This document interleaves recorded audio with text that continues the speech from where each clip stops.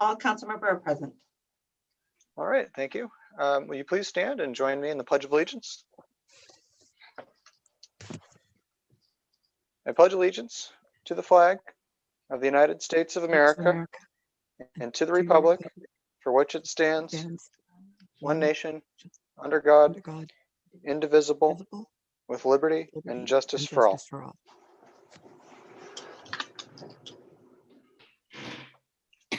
Okay, we have three ceremonial proclamations this evening. We have a proclamation proclaiming the month of November 2020 as National American Indian Heritage Month. We have a proclamation proclaiming November 11th, should say 2020 as Veterans Day, and a proclamation on United Against Hate Week, November 30th to December 6th. Are there any members of the council who'd like to comment on any of those? Please use the raised hand feature.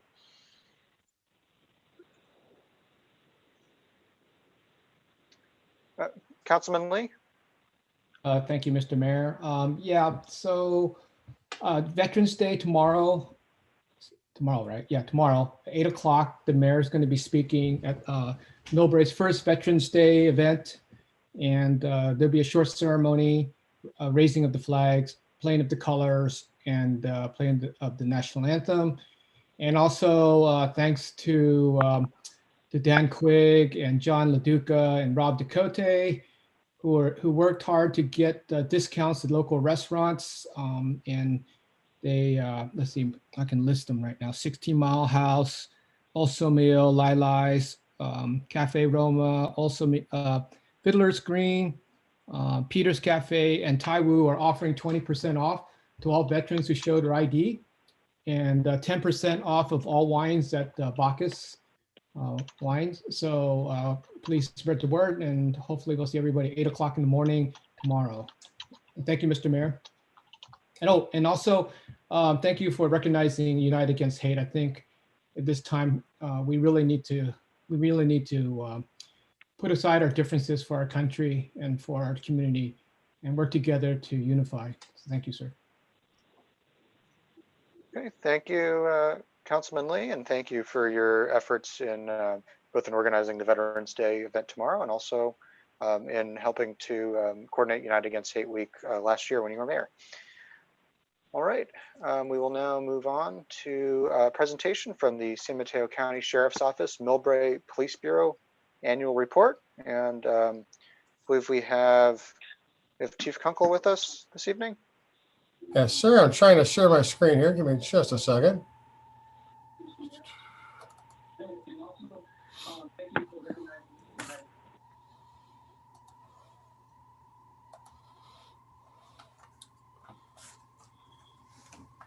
And I can't say, is that up? Not yet.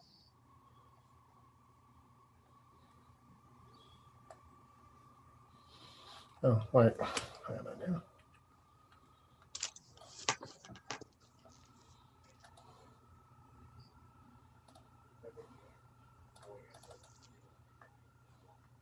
Would you like me to share screen for you, Chief? I made some adjustments. Oh, okay. I'm sorry. Give me just a second here. The circuit I tried it a few minutes ago.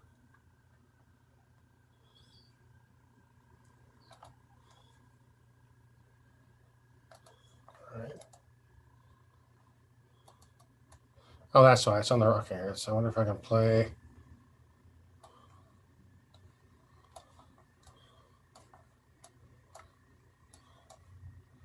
Oh, I have it on the wrong screen. I'm not sure how to make that work.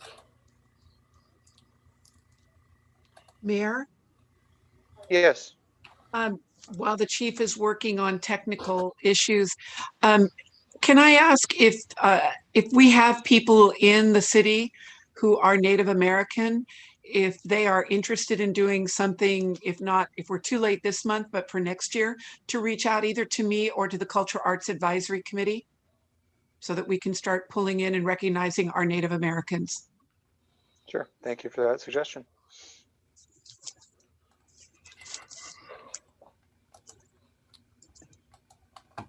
All right, I've found the issue. It's going to take a sec to solve it. My one screen is on the other. Let's see if I do this.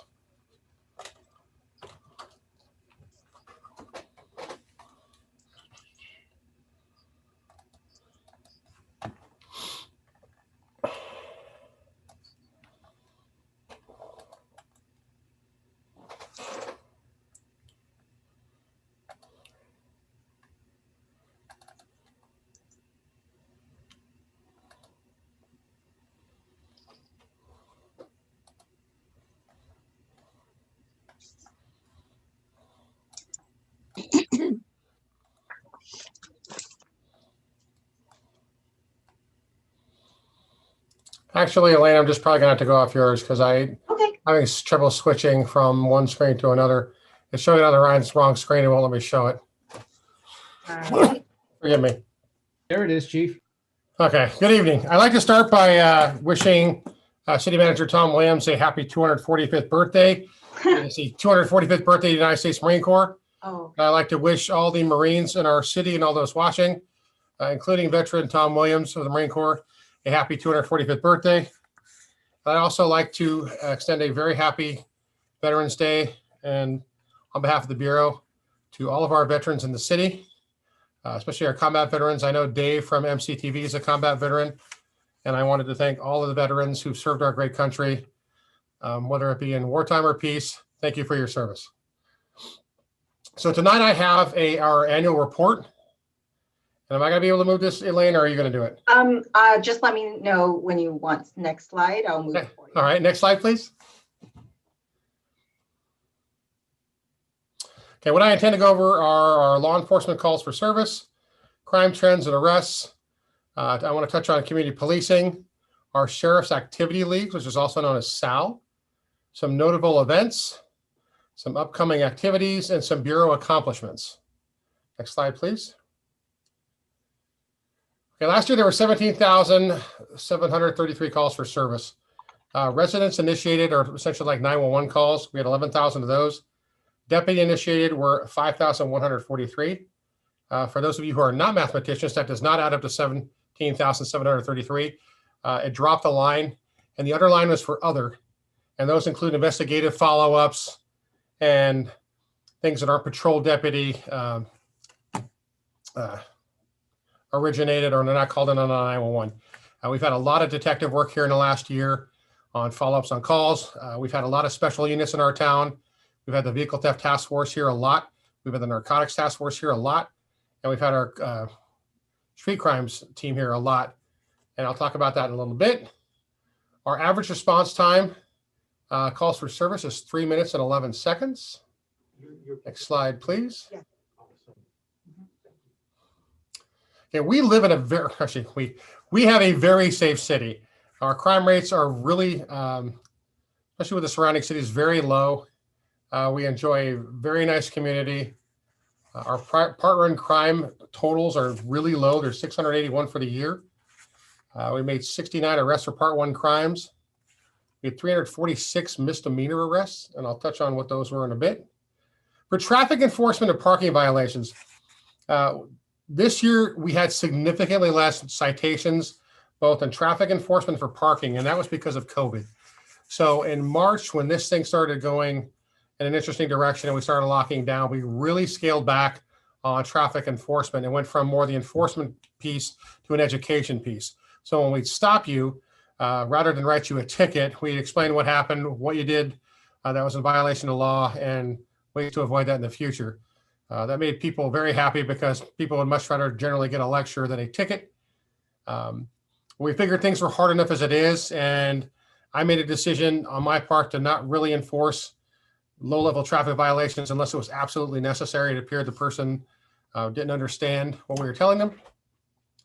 And parking enforcement was really ramping up. We've hired a bunch of CSOs, and we have suspended enforcement of timed parking and anything other than vehicle code stuff, which will be like red curbs, parking, blocking a driveway, or blocking a fire hydrant. And that was done in collaboration with the city, with the thought that the businesses and the people here are suffering enough financially. We don't want to add extra costs by throwing parking citations at them if we don't have to. So we issued a lot of warnings this year and not a lot of tickets, and that's why those numbers are significantly down. Next slide, please. Okay, part one crime. Part one crimes are listed on the left: homicide, sex assault, robbery, assault, burglary, theft, motor vehicle theft, and arson. What is the difference between burglary and theft? Burglary is essentially entering a dwelling to commit a theft. All of our theft things are generally either auto burglary or shoplifting. Shoplifting has become quite an issue here in Millbrae. Our total part one crimes for the year are listed, as are the number of arrests. We had no homicides this year. We had 5 sexual assaults with 3 arrests. Robberies are up. So we had 18 robberies this year with 10 arrests. Most of our robberies are what we call Estes robberies, which are shoplifting type events that are raised in the level of crime they are based on violence or threat of significant violence when they're leaving. So that would be, I shoplift a bottle of liquor, and normally I just run out. It's a low-level shoplift theft case. It rises to the level of robbery when an employee tries to stop me and I threaten them with a weapon, or I assault them, or I fight with them. That's when that goes up. That's why our robberies have spiked. We did have a couple interesting street robberies that were done by outside crews. We have leads on at least 4 of them, and investigations is working them adamantly, and I'm quite confident we'll have good news on those soon. Our assaults stay pretty consistent with years gone by. Burglaries are not bad. Theft has gone up largely because of the shoplifting, and we continue to have a bit of a homeless problem here. So the 106 arrests for theft are generally shoplifters. I will tell you, I don't know any of them that are from Millbrae. Most of them are transients out of San Francisco. Motor vehicle theft, we had 28 cars stolen. It says 0 arrests. The only way we clear that as an arrest is if we make the arrest in town. So if the car is recovered in San Bruno, it's not going to count as a clearance for us for these purposes. So that's why it looks like, good Lord, we're not arresting any auto crooks, but we are. We've had a number of auto burglaries, 245, which was spiking at the beginning of the year, but went way down because of COVID. These organized groups that have been hitting us for the past year and a half didn't have anywhere to go because they would hit restaurant parking lots and store parking lots. And when everything locked down, there was nowhere to go because shoppers weren't coming into town. So I think that's artificially low. We've been monitoring that, and we hope to keep it low as things come back and the economy picks up again. And we had 12 DUIs over the course of the last year. Next slide, please. Our overall crime clearance continues to be good for Millbrae. It's 42%. For property crimes, it's 19%. Generally, industry-wide, it vacillates between 15 and 20%. The reason I think ours is kind of artificially low is because a lot of our shoplifting cases and our auto burglaries don't get solved, and those count against us as property crimes. Our violent crime solve rate is 65%. I look for that to increase as well. We don't have a lot of violent crime here, but the Sheriff's Investigations Unit does a fantastic job of following up on all of that. We've had some really significant arrests this year, closing out violent crimes from past years. And I think we're going to continue to see a very aggressive, at least while I'm here, stance against violent crime and the investigation thereof. Next slide, please. Community events. I said before and I'll say again, one of the things I was tasked with when I got here is community engagement, and I really wanted to ramp it up. So we've done some stuff we've always done in the last year. We did the Millbrae Art and Wine Festival, 4th of July celebrations. We had our first disaster preparedness day, some Beats and Brews, National Night Out. We did some of the normal stuff that's a lot of fun. And we had a lot of stuff planned, and all of that kind of died in March. So a lot of things we had planned going into the spring and summer didn't happen. Most of these things are from last year. But we continue to try to do what we can in this regard. I'm hoping as things, at least in San Mateo County, seem to be changing for the better, we start opening up a little more, we can start bringing back some more of these events. I really like them. My deputies really like them. I think it's great for us in the community. We serve this as a special community, and I want to continue to be close to them. Next slide, please. Okay, this is from the School Resource Unit and Community Policing Unit. So this is Sheriff's Activity League. SAL is actually run by Headquarters Patrol. So in our organization, I'm not in charge of this. So these numbers are from them. And I think generally speaking for the whole school year, they'd have been much higher. But again, when school going out in March, all this kind of came to an abrupt stop and it never started again in September. So that's why the numbers are lower than usual. And I don't think we have exact numbers. These are estimates. We do need stuff. I'm a huge fan of SAL. I was really happy when we finally got them officially up here. They work really good with recreation. And it's a nice augment of those programs as well. But we couldn't have a star camp this year. And a lot of our other things that we normally do just didn't happen. So that's why those numbers are lower than normal. Next slide, please. Okay, community engagement. This is my favorite part of the whole thing. I'm going to try not to bore you line by line, but there's some stuff I'm really proud of. We led the first promotion parade. So when the 5th graders of our school district promoted to junior high, we led a giant parade that was hundreds of cars that went all over the city. It was one of the funnest events I've ever done. And that same day, we led a graduation parade for Taylor Middle School for the kids going into high school. It was one of the neatest, most fun, well-attended public engagement events I've ever been a part of. The school district was fantastic with it. We were able to bring in deputies from all over to assist because it was a bit of a traffic issue because there were so many cars. But it was a lot of fun, and it was at a time that I think people really needed to get out of the house and get together. It was done safely. The families stayed in their own cars. We followed all the social protocols. It worked out really well, and I was really happy with that. We've also got to do a number of the drive-by birthday parties that you see all over the internet, which have also been kind of a huge hit. This has been kind of an interesting time, and it's been a time of loneliness, and it's nice to get out and see people and see the smile and interact with folks, and to kids to see things when they can't have their usual birthday party and they just have the same family that's there all the time.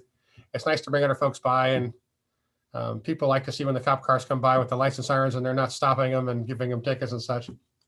We had a really good coffee with the chief and city manager. We've done some CPU as community police unit, bike patrols downtown pre-COVID. We were doing some readings in the schools, our junior golf program, a lot of stuff to kids, which is really neat. We did Cocoa with a cop for the first time at Taylor Middle School, which was a huge success. And one of the things I liked, MCTV has been fantastic with this. Thank you. They approached us to make a couple of videos, and we made some really, really good tongue-in-cheek videos that got the message across with hopefully a little bit of humor on social distancing, holiday safety, and we did a graduation video for the schools. So that was a lot of fun as well. Next slide, please. Our bureau accomplishments. We're a small bureau. We're the smallest patrol bureau in the sheriff's office, and I like to think we're the hardest working. I work really hard to cultivate really strong customer service delivery and really a good, strong enforcement model here. And the fact, I think we're doing a decent job customer service lately because the outrageous, amazing outpouring of love and support from our community during this difficult time. This has been, especially during the summer, this has been an interesting time to be in policing. And the outpouring of support during this difficult time has really been humbling, and it's really been fantastic. It's really helped with morale. It reinforces what I try to get across, that, you know, patrol this city like you live here. Be a good, solid customer service delivering, you know, public servant. You know, be all those things we talk about and training them. They actually really work, and this city has been a great example of this. And I think it's really helped with the morale what we're doing. We hosted the only regional auto burglary training in the area in March. Actually, I'm sorry, in February, before everything got shut down. We've had a couple of town hall meetings on police issues. We've had a number of plainclothes operations for auto burglary details, human trafficking details, and burglary suppression details. That's when I said earlier, I bring in the narcotics task force, the vehicle theft task force, and crime suppression. Those are our undercover units. So they don't just do narcotics. They don't just do vehicle theft. We can use them for other details. And that's why we've worked really hard to suppress auto burglary, some of our residential burg stuff, and the human trafficking details, which are super important, which have been very successful. There's not a lot of that here, But when it does pop up, I like to crush it because I think it's a particularly heinous crime. And I think we've done a very good job with that. We have a medal of one of our deputies received a Medal of Valor this year, which is a big deal for our bureau, a big deal for our city. He saved 5 people from a fire. And one of our other deputies received a life-saving medal for saving a person during a personal event that I can't really talk about based on privacy laws, but he did a fantastic job, and someone is alive because of the fantastic work that that deputy did that night. One of the things I like to go with my deputies is if you work hard here, the world is going to be your oyster. And they have taken that to task. I've had a number of promotions this year. I've had a bunch of deputies promoted to field training officer. So a field training officer who's someone who trains new cops. So with us, whenever you see 2 deputies in the car, one is training the other. And it's a big deal to become a field training officer. In my opinion, it's one of the most important jobs in the whole sheriff's office because you're literally training the future. We've had a number of our deputies promoted to detective, which is fantastic. We now have a detective at the airport. We have one in major crime and one in general crime who came out of the Millbrae Police Bureau. Very proud of that. One of our deputies was promoted to sergeant this year. A sergeant is the guy who wears the 3 stripes. It's a line level supervisor. And Sergeant Dan Guiney, who's been a mainstay here in Millbrae for the last 4.5 years, just got promoted to lieutenant 2 weeks ago. I'm very proud of him. His last day was last week, and we wish him the best of luck. We provided support for EOC at our main county EOC at the beginning of COVID. So when things started really getting interesting in March, it was an all hands event for the sheriff's office. So the Millbrae Police Bureau was able to provide staffing. I was the incident commander for a couple days there. And we were able to not only help the county, but get back when PPE was scarce. We were able to really get some back up here for not only our staff, but for city staff if they needed it. And we also provided support for the Department Operations Center during the CZU lightning fire and South San Mateo County North Santa Cruz fire. And I was the incident commander for that for a couple of days. And most of my deputies worked out there and did looting suppression. In fact, that was the event where I caught COVID and 3 of my deputies actually caught COVID-19. We're not actually quite sure where, but it was during that operation. All of us have recovered fully, by the way, and are all back to work. Next slide, please. So the Sheriff's Office, in my opinion, is one of the most progressive agencies in the state. We have a psychiatric emergency response team. We have 2 cases up here that I don't want to drone into because I know we have a busy agenda and I don't want to take too much more time. But this is a big deal for us. So our psychiatric emergency response team is a partnership between the Sheriff's Office and Behavioral Health and Recovery Services, or BHRS. It is 2 sheriff's detectives and 2 licensed mental health clinicians from BHRS. And they help with cases, our 5150 cases, where they're mental holds, where you're a danger to yourself, a danger to others, or you're gravely disabled, and we can take you away for a 72-hour evaluation. They follow up on every one of those. We had 108 last year, and we're having more than normal. I think, again, that's because of COVID, because people are isolated, people are alone, people are scared because of finances and their jobs, and all the other scary things that have come along with that. And PERT's been fantastic in following up on all of that. Sometimes in patrol, it's difficult because the calls just don't stop. So you can't really go back sometimes on the call from yesterday or the day before or last week to check on the person. That's where PERT comes in. And they come in with resources. They come in with services. These are deputy sheriffs and BHRS clinicians who really work with the people to hopefully get them back and get them to what they need. It's not they don't treat them, but they get them the resources to get the treatment. And it's been really successful countywide. PERT covers the entire sheriff's office. I know there's discussion at the board of supervisor level to bring something like that to the entire county. Right now, PERT only does it for us, the sheriff's office. That includes all the police bureaus, including ours. I'm very proud of what PERT does. One of the PERT detectives is a former Millbrae deputy. Again, one of my guys who got promoted. And he's always happy to come back and help us out. And we have 2 cases. I always kind of hesitate to read these cases because they're so personal. And if you know the person, it's kind of might be easy to find out who that is. But they're doing dynamite work. All of my deputies are currently CIT certified, which is crisis intervention training. That helps with all the de-escalation stuff and to deal with the mentally ill, because it is nicer when you can identify, hey, is this person in mental duress or are they under the influence of drugs and or alcohol? It makes a real difference in how we deal with folks and how we do so successfully. Next slide, please. This is another PERT case. I like this one just because it was an older guy who lives in town. Didn't have utilities, didn't have income, didn't have food. He didn't have a whole lot. And he was a nice guy, no family, but things were starting to go bad. The neighbors were calling. And PERT was able to get resources in to get him to where he's eating. Bad things aren't going to happen to him. And he's not going to degrade to a point where he's worse off or it's going to be worse for the community. Next slide, please. Okay, so that is it. I'm an open book. I am your police chief and we are your police bureau. Here is my email address and my office phone. I will tell you that I'm very difficult to get a hold of on the phone. I have 2 other commands under the Millbrae and I'm endlessly in meetings. But if you email me, I will email you back. That's the best way to get a hold of me. And that concludes my presentation, and I am open for questions. All right, thank you very much, Chief Kunkel, for that presentation, for all your hard work of yourself and your staff here in Millbrae.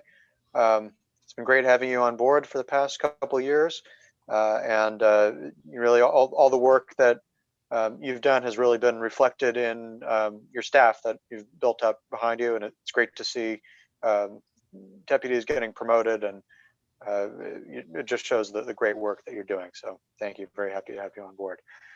All right, any comments or questions from the council on this presentation? Let's start with Vice Mayor Schneider. Thank you, Mayor, and thank you, Chief. Chief, I've got a couple of questions. Do you want me to do them all at once or ask you one at a time? What would you prefer? However you like. Okay. I know that everybody knows we've had a number of burglaries or home break-ins or car break-ins, and a lot of people have put out cameras. How well are the residential cameras or commercial cameras out helping your team solve crimes? And can we do a better job there? They help a lot, and we can do a better job. Actually, Councilwoman Pappen asked about that recently, and because on our website, we have a email address that you can go to register your camera. And she asked how successful that was. And it occurred to me, I don't really know. So we talked to, my cops here didn't know. The Investigations Bureau knew it existed, but it didn't really have access to it. So in the last couple of weeks, we've been able to shore that up. I think there were people registered for it. But frankly, I think we'd fallen down on it. It had fallen through the cracks and we weren't doing anything with it. So we're fixing that. And again, the idea is to register that you have a camera, not that we're going to grab your stuff or we'll have access to your things live because we respect your privacy. But we want to know if you live at the corner of walk and don't walk and there's a crime there. Wow, someone who lives at that corner has a camera. We should go talk to them. So we're going to have a bigger push in the coming year to register for that. And I want to thank Gina Pappen for that because frankly, if she hadn't pinged me on that, I would have known that was the issue. It was an issue. Cameras are a big deal for us. And they're good for a lot of reasons. They're good not only to catch crime, but they're also good to catch my deputies and make sure we're doing the right thing. And just so you and the public know, we all have what are called MAVs, mobile audio video. So everything we do in a patrol car is recorded. Every time the lights go on, the recording goes on and it doesn't go off until you actually manually turn it off. And we all wear body worn cameras. So we have a lot of video and access to a ton of video now, which is really helping out. But for burglaries and auto burglaries, it's really nice to know who has video and where. And this city's done very well with that. So I know that you were working with a number of community groups on Neighborhood Watch, and then COVID hit and all of that has sort of taken a back door. City Manager, I'm hoping that now that things are approaching a new type of normal, maybe we can start concentrating some efforts. I haven't put a camera up, but I would love to hear from you. If you do put a camera up, what are the good angles? You know, just give me some advice. So if I'm paying someone to do the work or someone else is, let's make sure that it's actually useful out there.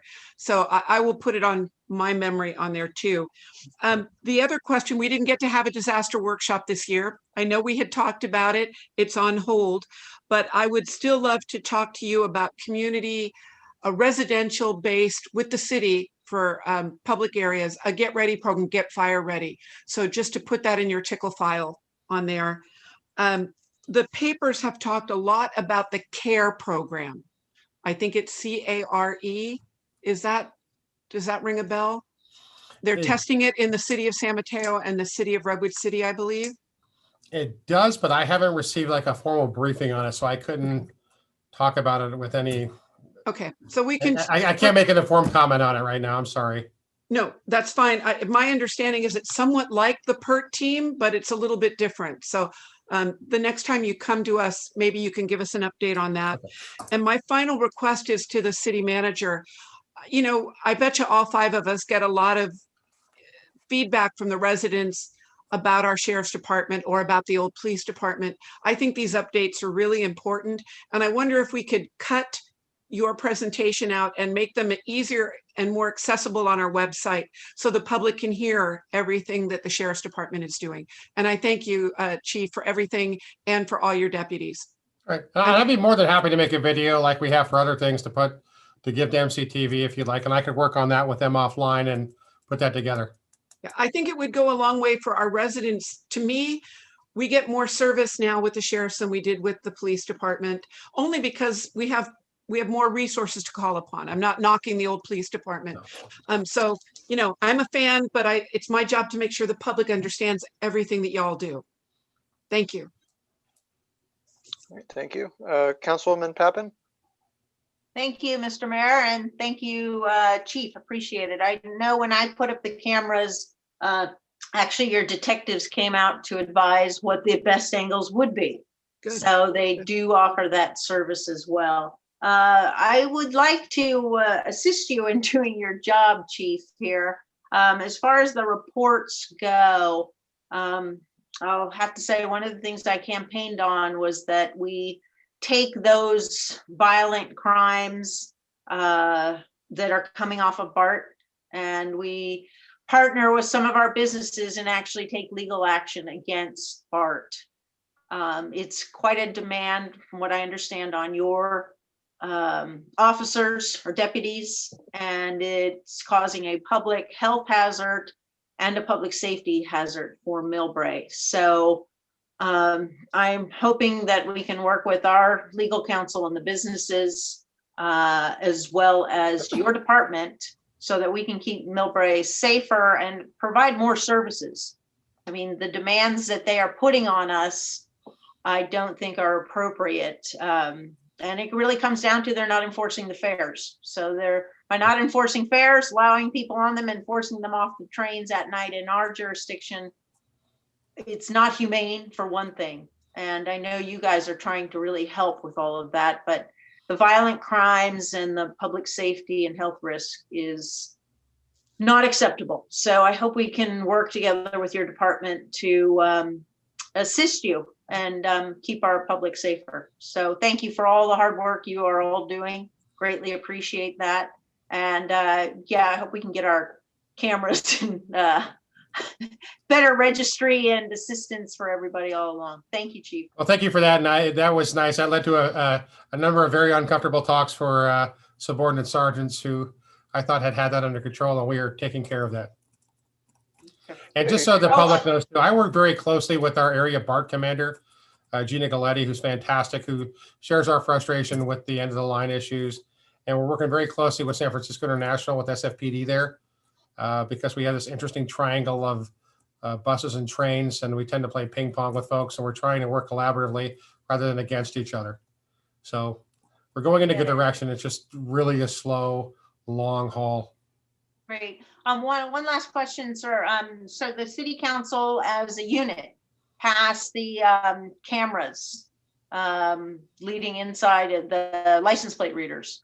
And I don't know if it's on you. I think it's on staff now to work with Caltrain, but we would like to see that pursued and implemented, because I know the entire council was, well, I mean, we authorized it, so we'd like to see it put into play. Yeah, so the hard part with that has been the really good places for cameras in the city of Millbrae are all on state routes. So it's not just an easy, the city approves it and we take care of it. We have to have Caltrans go through it. And to say they are slow would be tremendously understating it. So Key Lim has been working very hard. We've had a number of meetings with folks to get updates, but apparently Caltrans bureaucracy is very hard to deal with. So we're hoping that gets through soon. They say, oh, everyone went home for COVID and we can't, everything stopped for like 8 months. Like, well, gosh, how does the government stop? We need to keep going with this.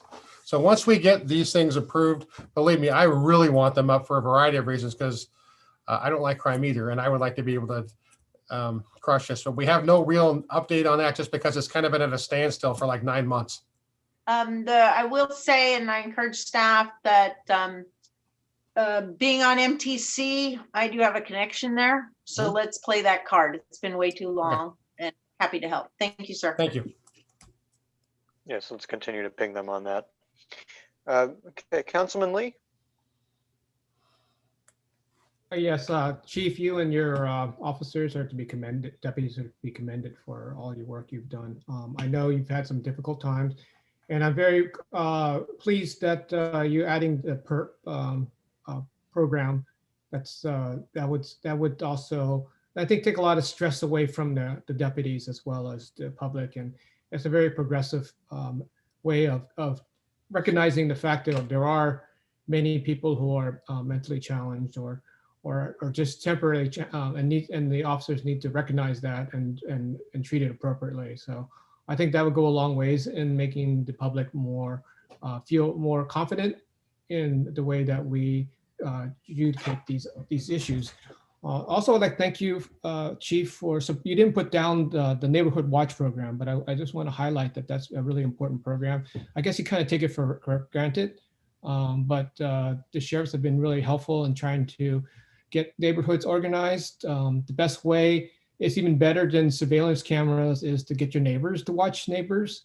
And it's actually more effective and it doesn't cost you anything. So the best way, and also to get to know your neighbors, because in the time of emergency, you would want to have, you would want to know if somebody can help you with your medications, or if you know you have an elderly a couple next door, you can help them out, that sort of thing. So it's all, and also it helps build community. So I really appreciate you working on that issue.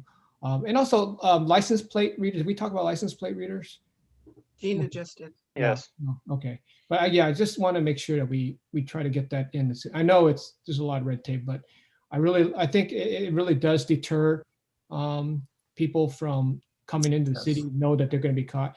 And speaking of which, Chief, I really want to commend you on some of the innovative programs that you started in terms of trying to find and catching people who steal cars and causing a lot of burglaries that are coming from outside. I think you've done a lot of coordination with other agencies, and that is you didn't really say much about that, but I know you've been doing a lot of that, and it's actually resulted in many programs that other agencies have adopted. So I'd like to thank you for that. And we're very lucky to have you and the quality of deputies we have in the city. So my hats off to you. And also as the president of the API caucus, I also want to just thank you for the behalf of us for your work. Thank you. Thank you. All right, thank you. Councilwoman Oliva? Sure. Chief, you're the best. You do a great job, and I'm very proud to say you're our chief. Everybody in the county is very, very proud of the work that's going on here in Millbrae. I have to say that I'm going to miss, do I say sergeant or lieutenant Guiney? I'm not sure. Is he He's lieutenant now. Okay, he got this. I'm going to miss him too. Yeah, and so just so you know, Council Member Lee and I were on the subcommittee for the homeless in the city of Millbrae, and of course we haven't been able to meet as often because of the same situation of the damn excuse of COVID. Can't wait for that to be gone. Yet he was very instrumental on helping us. And I just want to give a little shout out to one little case that made a difference in somebody's life. And he made it personal to help somebody that I happened to learn about as well. And that person's doing very well. They're in Pacifica in a room. They rented a room in a house, and they're clean and sober and living life.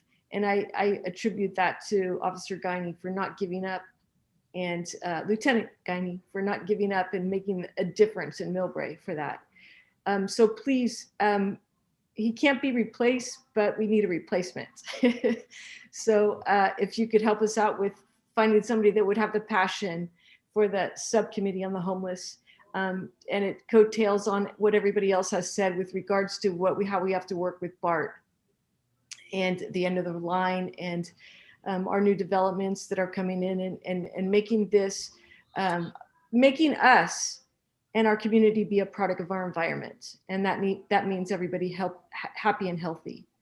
And then on a positive note too, I wanted just to say that I'm very fortunate to sit on the SAL board. I don't know if you know that, but I was fortunate to get there for a few years now. And I don't think I do justice on my council comments to the amount of work that board does. I would love to present, city manager, if you let, or mayor, if you'd like to have them do a presentation, because Chief mentions all the great work they do, and their obstacles were horrendous in this last year. And with all the kids just standing there with their, their two big eyes and their mouth wide open, and what are we going to do? Because they rely on that program so heavily. And if you want, they could do maybe a presentation of the different programs, how they've adjusted this last year. It's been incredible. And that would be probably something that our community would like to see as well. So thank you, Chief, for everything. Thank you very much, and thank you for that suggestion of the presentation. Okay, looks like we have a public comment on this item as well. Alice Kwong.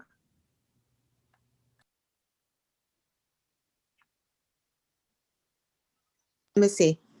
Yes. Hi, good evening. Thank you for everyone to give me an opportunity to talk. And my major concern is also the same as, can you hear me? Yes. Okay, my major concern is also consider the safety.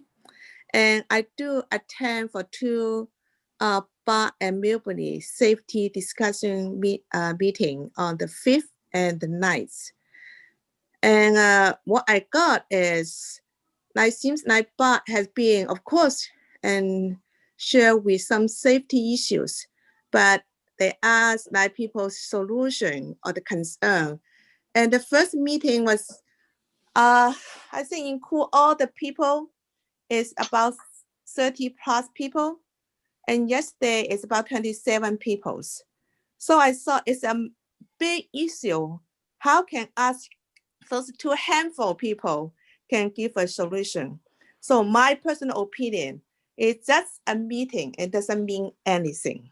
That's what I concern, my conclusion. And also from those people hosted by BART, and seems like they say they don't have enough employee to catch those people. They are not able to pay the ticket to get on the BART. That's why too many, now I learned the term is called unhousing people can still able to get on the BART. But by the end of the station in Millbrae, because they need to get them off. And what one of the people say, the bus station is just a transportation. They don't responsible for those people. So I said, it doesn't make sense because the BART is a large organization. They should completely take care of their own problem. They cannot drop off those unhousing people in Millbrae station, number one. Number two, and those people presenting in San Francisco, giving a message. I think that's a key issue for the meeting, and say San Francisco have too many unhousing people. Sounds like they're not able to handle it. and they don't have enough space for them. So they possibly to transfer to the local small city, which like Millbrae. But I would say Millbrae is very small town. We are financially as an LLC. So we should have our own budget to take care of our own residents. We don't have overfunding to take care of someone from outside. So I'm sorry, I'm not only present myself, we present a group of people to have our council to be very strongly to fight for the bug. Don't let them drop off the problem to our Millbrae. Thank you. Thank you, Ms. Kwong. The next speaker is Bonnie Jean Patton.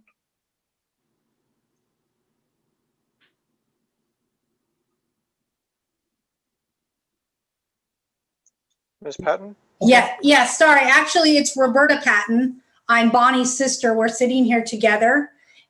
We're waiting for another issue, but I do have to speak on this because I live on the 700 block of Barcelona Drive. My son-in-law's truck was stolen a month or so back and basically didn't even know it was stolen until after the sheriff's department was calling my daughter, who the truck is registered to, and then basically not wanting to report it as stolen because they wanted to assume that my son-in-law was drunk and crashed the truck himself, which wasn't the case. But it took until 7 o'clock that night when my daughter did all of her own investigation to realize that his truck had been stolen at 3:51 in the morning by another vehicle that had stolen packages off another neighbor's front porch earlier that day. And I'm just a little upset at the fact that my daughter was victimized twice, once by whomever stole her truck, which there was never anyone caught in that. And second, by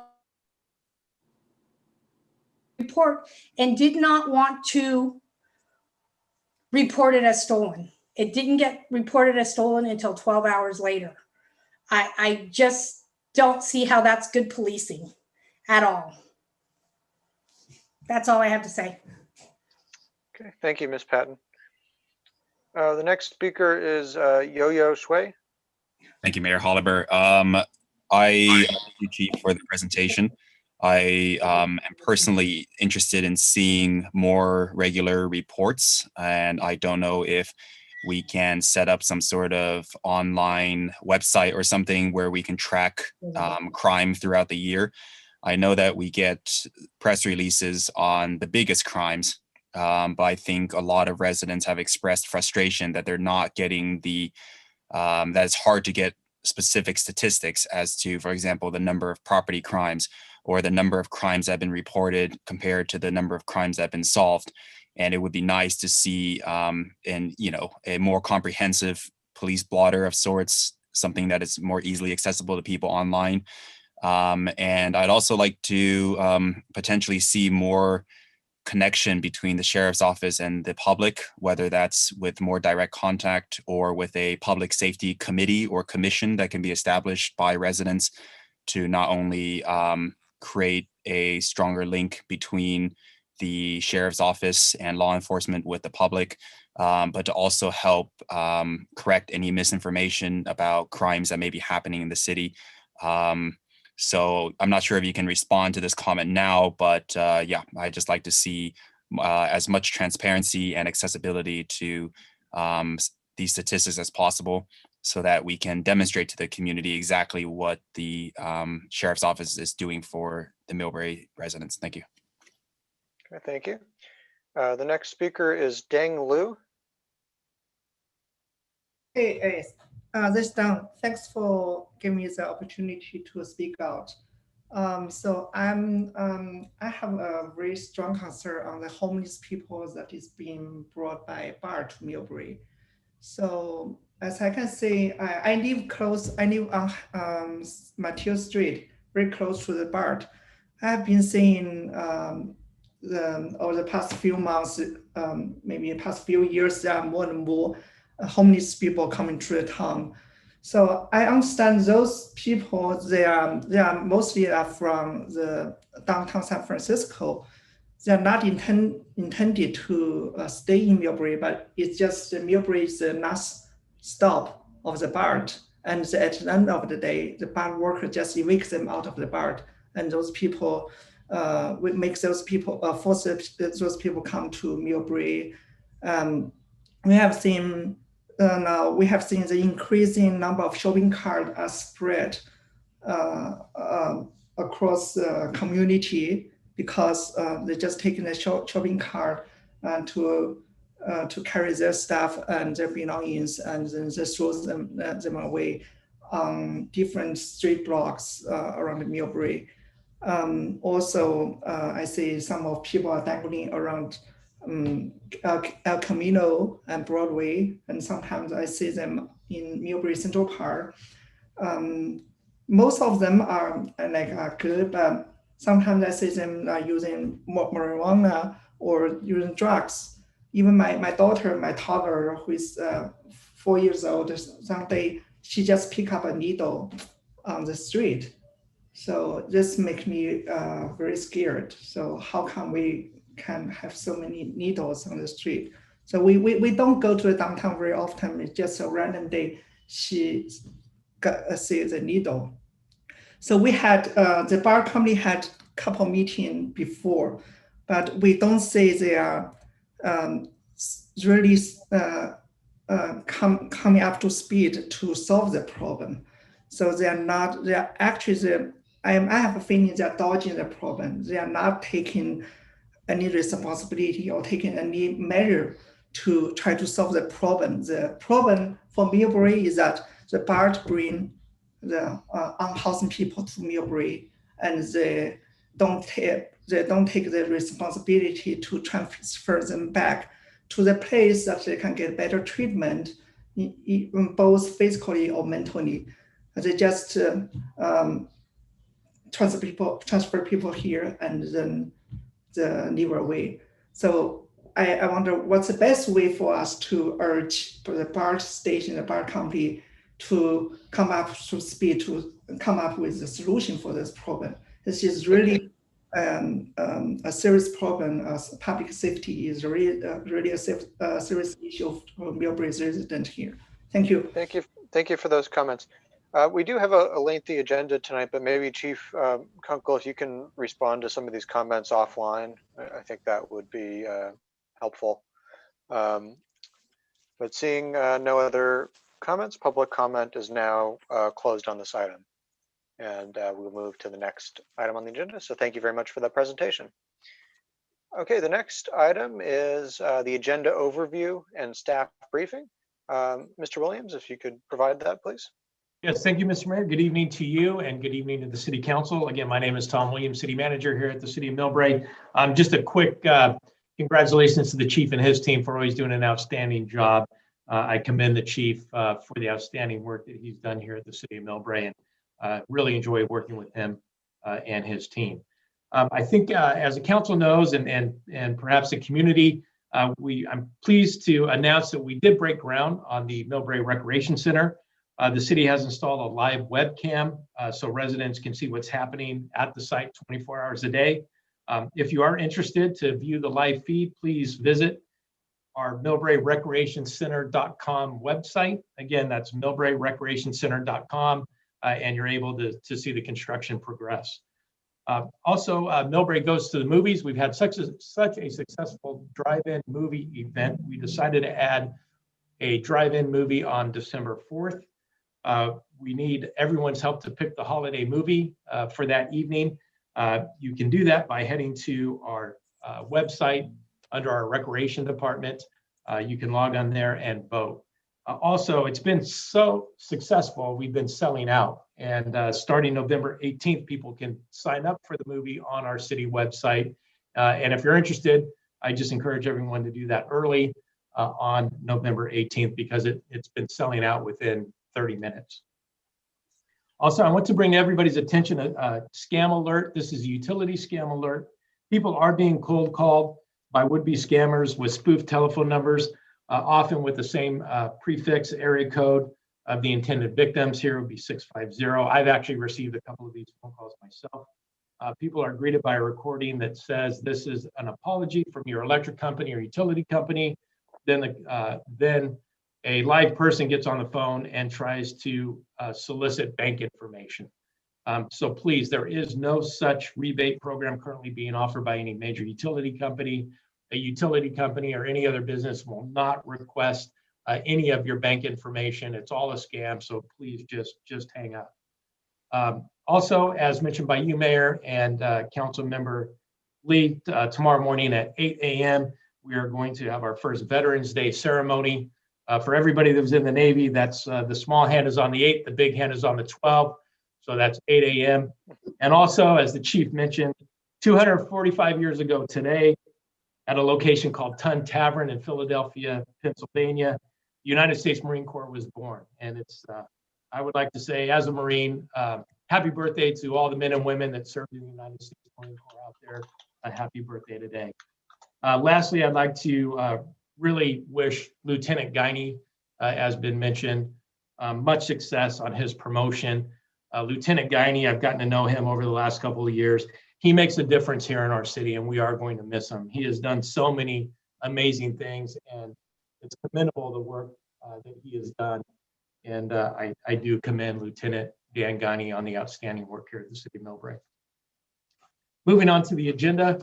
After this item, Mr. Mayor, we have our normal course of business items to approve the calendar of events, reports of bills and claims.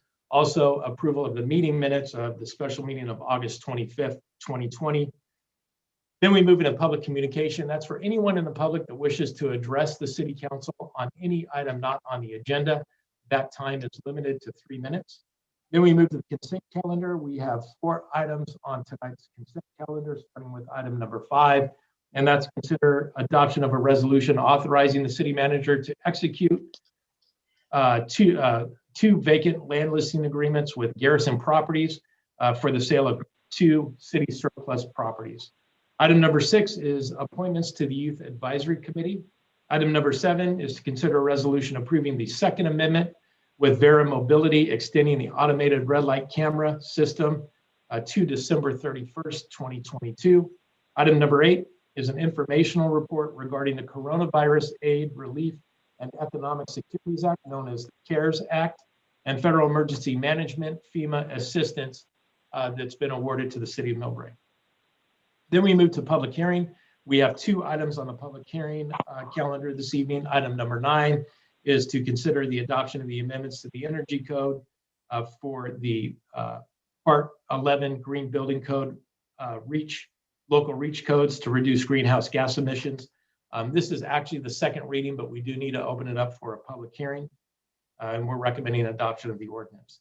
Item number 10 is to consider approval of the Moxie Hotel located at 401 East Millbrae Avenue, as well as a electronic billboard sign. We have no existing business this evening, so we move to new business.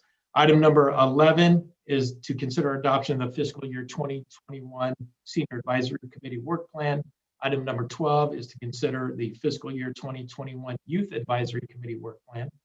And item 13 is to consider adoption of the fiscal year 2021 Community Enhancement Advisory Committee Work Plan. Item number 14, which was a request for an RFP for a city-owned parcel,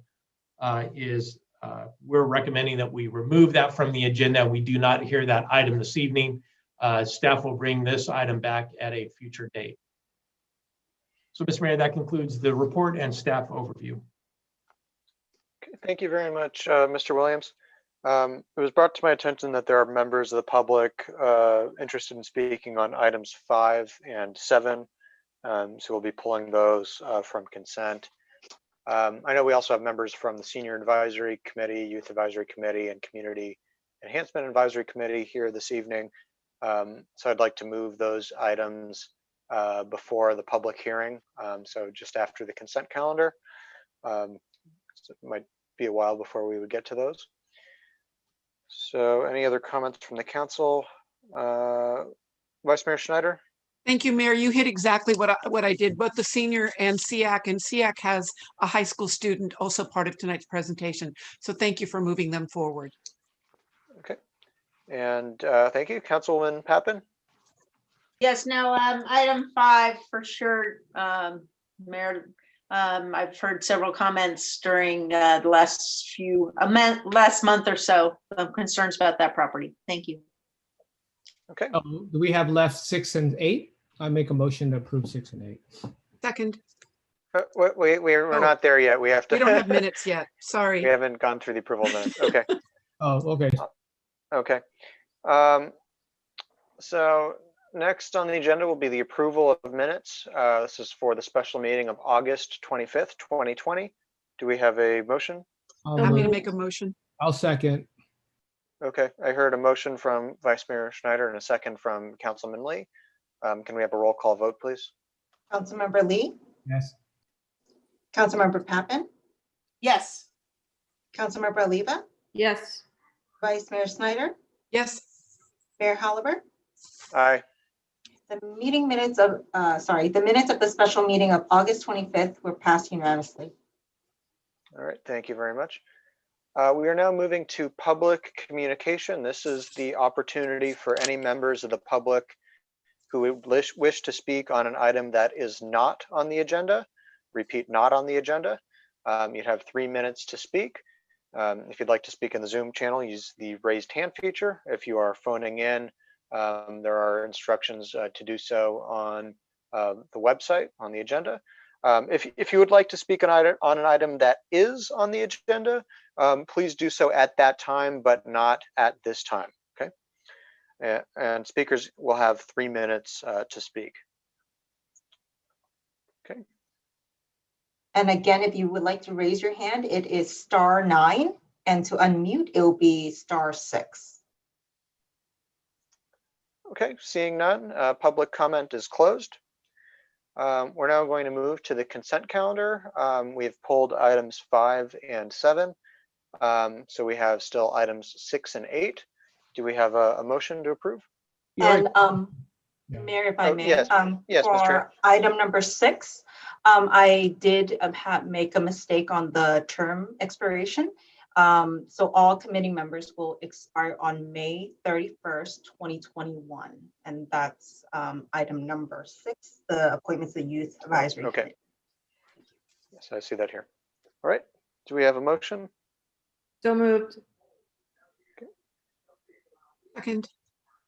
Okay, we have a motion from Councilwoman Oliva and a second from Vice Mayor Schneider. Can we have a roll call vote, please? Councilmember Lee, Aye. Councilmember Pappen, Aye. Councilmember Oliva, Aye. Vice Mayor Snyder, Aye. Mayor Halliburton. Aye. Consent items number 6 and 8 passed unanimously. All right. Let's now go to item number 5. This is the motion. This is to adopt a resolution authorizing the city manager to execute 2 vacant land listing agreements with Garrison Properties for the sale of 2 city surplus properties. If there are any members, well, first, any members of the public or members of the council who would like to speak on this? Or Mr. Williams, would you like to? Yes, sorry, Gina. Yeah, I think we really need to hear from the public first, please, Mr. Mayor. Okay, Turn on the camera. Thank you. all right. Let's start with Bonnie Jean Patton. See if we can get this off. Oh, here. Now you're Hello? off completely. You're off completely now. Hello? We hear you, we can't see you. Okay, you can hear me. Good evening, Mayor and Council members. My name is Bonnie Jean Patton. I am a longtime resident at 728 Barcelona Drive. I am opposed to the idea of the city selling the lots at the top of Barcelona and Bayview across the street from Glen Oaks Elementary and Nursery School. The city-owned lots, surplus as you put it, that have been turned over to a realtor or developer needs to be aware of the California Tree Protection Ordinance of oak trees, which protects the removal of oak trees. The oak trees in this lot are at least 70 years old, and they live until 250 years old, God forgive and save that they do. Let's see here. Also, there is wildlife, a creek, and sewer lines that run down the center of the gully. The wildlife, there is also 2 golden eagles that live in the oak trees adjacent to the property. The creek runs down to Santa Clarita and ends up in the bay. Also, several of the houses on Barcelona and Guadalupe, our sewer lines run down that backside into the gully. If the city sells out the property, it would be destroying oak trees that are protected by California tree protection. Also noted, it is not just taking a tree down and planting a new tree. It takes a lot of years for that tree to grow. Plus, you are taking away the wildlife and the creek. The oak trees on Barcelona and Bayview survived the black mold disease that destroyed many oak trees. If proposed housing are to be built on pilings, since the hillside is soft soil, what will happen if the pilings, as being done, rattle the ground? Who will be responsible for any of the houses on these blocks have foundation damage? This will be devastating to destroy this open space for financial gain for the city of Millbrae. City of Millbrae is messing with Mother Nature and its surroundings. We need the oak trees. We need the creek, and we need our wildlife in Millbrae. There isn't much open space anymore in Millbrae. Again, I oppose the sale of this property. Thank you. Okay, thank you, Ms. Patton. Okay, don't see any other public comments on this. So. I have a comment. Yes, oh, yes. Oh. Oh, you see me? Hi I there. didn't my hand. Yeah. Sorry, Ruben, Candy. Ruben. Nice to see you. Good to see you. If you could provide your full name for the record, that would be great. Can you see me? Anyway. I can. Yes. Yes. Okay. Okay. This is Candy Parrish and Jack Thrush, and we live at 675 Santa Barbara in Millbrae. We've lived here since 1991. And our house, our whole backyard backs up into that creek. And I just wanted to thank Tom for taking the time today to speak with us about this matter. But we would just both we'd like to be on the record as we second what Bonnie has to say. We're not crazy about seeing the lot sold and homes going up in that area. So that's all. Thank you for your comments. And Roberta needed to speak as well. I'm sorry, I'm on Bonnie's Zoom with her. Okay, yeah, go ahead. Go ahead, Ms. Roberta Patton. Patton, 732 Barcelona Drive. I definitely am opposed to all of this, not to mention the sewer lines that run, our sewer line, lateral sewer lines run behind our houses, which is down, that start at the top of Bayview. And if they start driving pylons, which they'll have to do in order to build anything on those properties, the chances of something going wrong and rattling all the sewer lines, who's going to be responsible for that? Not to mention the fact that that creek that runs through there, though it's runoff from the hill above us, and it's runoff from the meadows that goes down that creek. Are we going to end up having flooding because of this? The oak trees, the wildlife, everything that would be being destroyed because of this. And that there is eagles that live in the oak trees that are adjacent to this property, as well as a lot of other wildlife that are all living in those trees, all the way down from the top of Barcelona and Bayview, all the way down to Santa Clarita along that gully. It's oak trees all the way down Guadalupe and Barcelona, and now you're wanting to destroy them. Trees that have been there longer than all these houses have been here in Millbrae. Those trees have been here longer than the residents. That's all I have to say. I am opposed to the sale of these lots. We need open space. Okay, thank you very much for those comments. Okay, seeing no other comments, public comment is now closed on this item.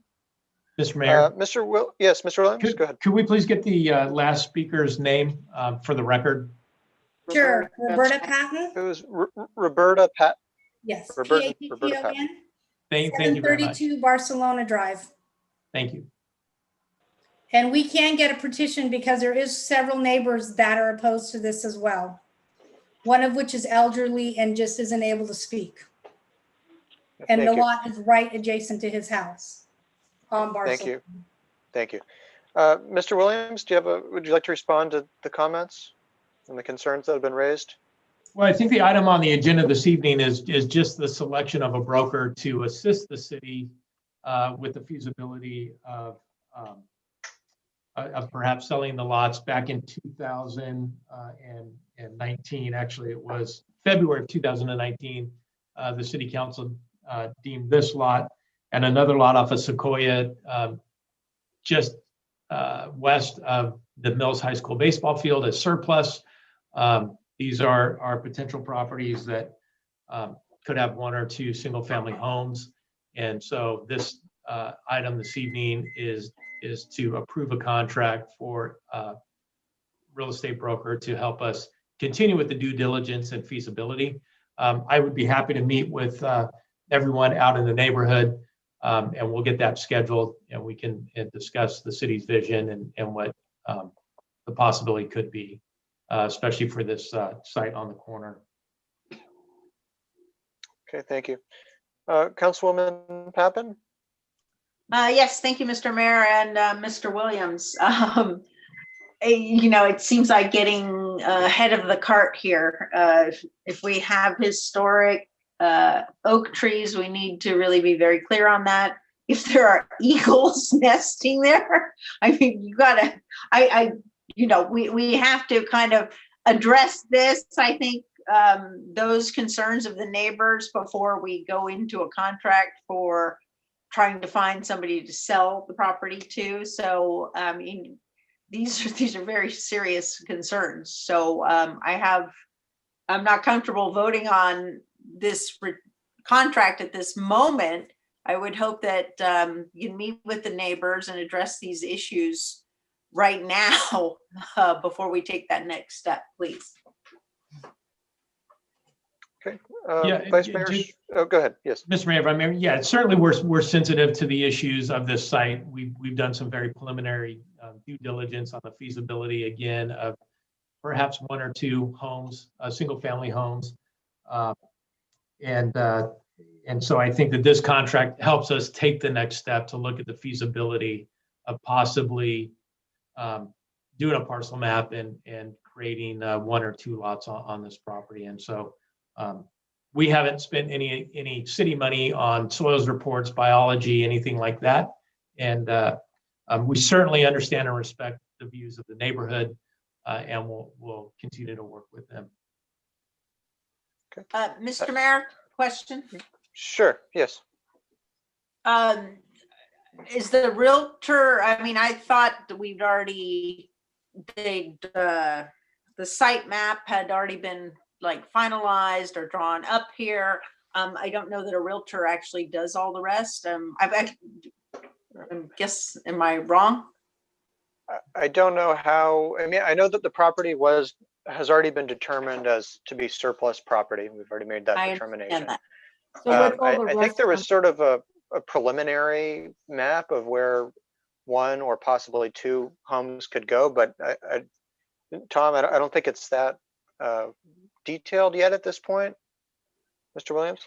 No, that's correct, Mayor and Council. And the reason why we're recommending this contract is this particular broker has experience in selling raw land and could help facilitate interest in a developer that could be interested in developing 1 or 2 homes on this. And so it is necessary for us to, if we're going to move forward, and that's still an objective of the city, to look at our assets and be able to perhaps create 1 or 2 lots and obtain the revenue to help offset the cost of the recreation center. This is why we're recommending this particular broker, as they do have experience in small single family raw land and development. And so I think everyone is correct. We still need to continue to do due diligence, but we're looking for a private partner that would be interested in building it out to move forward with those studies and the feasibility of this particular site. So, may I ask a question? Can you just hold on one moment? Let's go to Vice Mayor Schneider. See, you've had your hand up for a while. Thank you. I just quickly did a little Google searching. If golden eagles are there, they do have protected status in California. So that could put a jinx on something happening with that land. Now, the ordinance that was cited, a state ordinance about the removal of the oak trees, I'm not aware of that, but I love hearing it because we still don't have a historic tree ordinance in Millbrae, but if there is an overarching ordinance, then my neighbors, when they cut down 2 huge oak trees, also broke that ordinance. If there is a creek there that's still in its natural state, that's something special and unique, given that many of our other creeks have been concreted into culverts. The other option, city manager, that could raise money for the city and keep lands natural is to see if any of the developers coming in that have to mitigate something, that they then buy this land as part of their mitigation efforts. Typically, for example, if San Francisco was expanding at the airport and needed to get carbon offsets, they would get their benefits by buying carbon credits, helping some other area. Maybe it's time to look at this land as a way to get environmental credits for developers who want to come into Millbrae. I'm stretching right now because I haven't had a chance to do homework on this, but it is a possibility. And it's the same thing that we'll be talking about with the Moxie Hotel right now. Any opportunity we have to keep natural habitats, natural areas that are absorbing carbon is helping us with our climate action plan. I just hadn't thought about it with this land before. And I'm sorry, I bet you there's poison oak in there. I'm terribly allergic, but I'd love to go see that creek down there. It could be something we need to reconsider. Sounds like there's a lot of hesitation. Okay, Councilwoman Oliva, would you like to, do you have something to say? Yeah, I had a question. With regards to going forward with Garrison Properties, would that be on, how would we pay him? So the contract is just on a commission basis for the sale of the property. So I would imagine that he may, if we haven't done our due diligence with regards to, is it sellable? I mean, if we're talking eagles that we just heard of today, I mean, at least I heard of last night from these neighbors, these same neighbors. How do we expect him to do all this work for nothing? Yeah, so that's a great question. And during the interview process, we had mentioned where we are as a city and that we have not done any studies and selecting the right broker to help advertise, perhaps get somebody to be interested in building this out. And I would say that, you know, our kind of, you know, very initial analysis of this is that if people are fearful that we're going to fill in the creek and fill in this canyon and build 8 or 9 homes, that's just not the case. I mean, our you know, initial kind of feasibility of this is really only 1 or 2 homes. There's been some disturbance in this area from the previous subdivision that was built years ago. There's been some padded out lots and some grading that has occurred. Any development that would occur, you know, would stay out of the creek, be sensitive to the existing conditions. Certainly if there's eagles or other biological, you know, resources on the property. Single family homes are exempt, you know, from CEQA. However, we do need to be sensitive of that. So what Garrison Properties will help us do, is there somebody that's interested in coming forward? Maybe it's somebody that wants to build a lot and build their own home. Maybe it is a spec builder of a single family home that is interested. So we just don't know. I mean, we do think that, you know, there's an opportunity here to do some asset management and seek that out. So I think with the experience that Garrison Property has through the interview process, as we get him under contract, very quickly we will know whether we should move forward or not. So we would not waste his time, but we need somebody to come market the site and help us out and see if there's any interest. Yeah, and I think so it's not only this site, as I mentioned, it's also Sequoia. So moving forward with the Sequoia property, just keep that in mind, that if depending on the direction of the council, we would recommend at least moving forward with the Sequoia property. So I guess what I'm trying to say is we can't expect a realtor, a land specialist to know all the ins and outs of the environmental issues. And if in fact he's going to take on this project, I think that we need to make sure that he knows what he's getting himself into. And it would only be fair. I mean, kudos to Google. Thank you, Councilmember Schneider, Vice Mayor Schneider. But I think that we need to make sure that we know what we're employing him to do, and see if he still wants the job. Because if he comes up with a value after we tell him all of these specifics, it might not even be worth the city's. The whole crux of this idea was so that we would come up with some money for the community center. And if in fact it's not going to make a difference or a dent in anything that we're trying to do, I mean, we're disrupting a lot. We're disrupting neighbors. We're disrupting wildlife. We're disrupting the trees and such, that and disrupting somebody that is thinking they're going to get this job that's going to go nowhere. So I want to make sure that I kind of agree with Councilmember Poppin that if in fact we don't make this decision tonight, maybe it's because we haven't done our homework. Maybe we haven't decided to sell yet.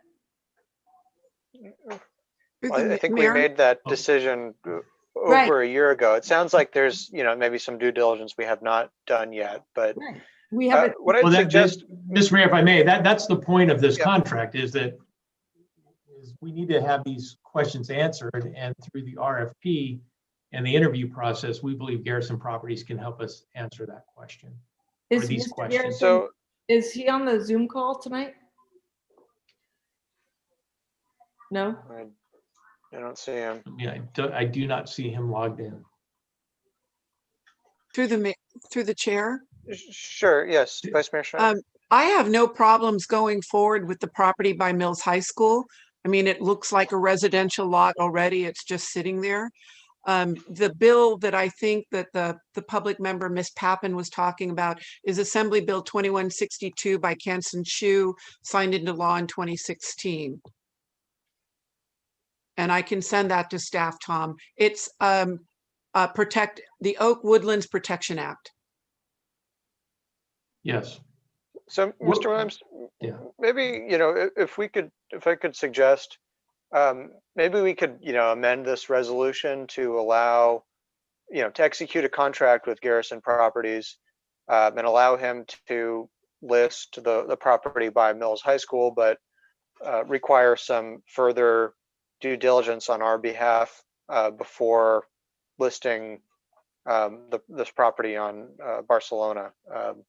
So I think we do need to do some type of a tree study there, some type of habitat analysis, and I don't know if maybe we would need to work with an architect or somebody to really determine what would be feasible in terms of how we could maybe build 1 to 2 houses on that property with as minimal disruption to natural resources as possible. Does that make sense? Yeah, well, a couple of things. One, I think it's a good idea to move forward with the Sequoia property. So no problem amending the resolution to move forward with that property only. And then what our objective here was to bring in a private sector partner that could be interested to do those studies. So right now we're fiscally constrained with the lack of revenue coming in due to the coronavirus, and some of these studies, I would get back to the council and make a recommendation on whether it's even worth us as a city spending the money on these studies without securing a private development partner or not. So I would recommend that we get back to the city council on even the feasibility of moving forward with this particular property. If the city has to invest its money and put that at risk without having somebody that's a willing partner on the private sector side. But most certainly, I think moving forward with the Sequoia property makes sense. Mayor, would you need a motion to go forward with the amended recommendation? I believe we would, yes. I make a motion to approve a contract with Garrison for the Sequoia property, period. And authorize our staff to do further research on Correct. the Yeah, as you parcel like, property yes. and outreach to the neighbors. Correct. Okay, I'll second that. Can we have a roll call vote, please? Councilmember Lee, Aye. Councilmember Pappen, Aye. Councilmember Oliva, Aye. Vice Mayor Snyder, Aye. Mayor Halbert. Aye. Okay, the council unanimously adopted the resolution authorized the city manager to execute a vacant land listing agreement with Garrison Properties for sale of city surplus at Sequoia Avenue, and directed staff to research more on the Barcelona Drive property. Okay, thank you very much. All right, next on the agenda is item number 7. This is the resolution approving the Second Amendment with Vera Mobility, extending the automated red light enforcement system to December 31st, 2022. And I believe there was a public comment on this item.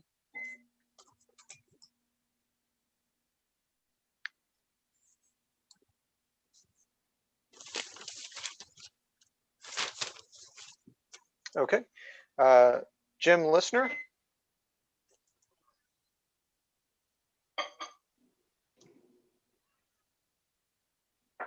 Hi, this is Jim Lesner. I sent you a long email about the red light cameras. I hope you received it. Well,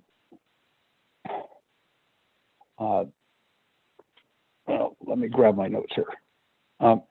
My concern about this is that there isn't and never was a safety justification for the cameras.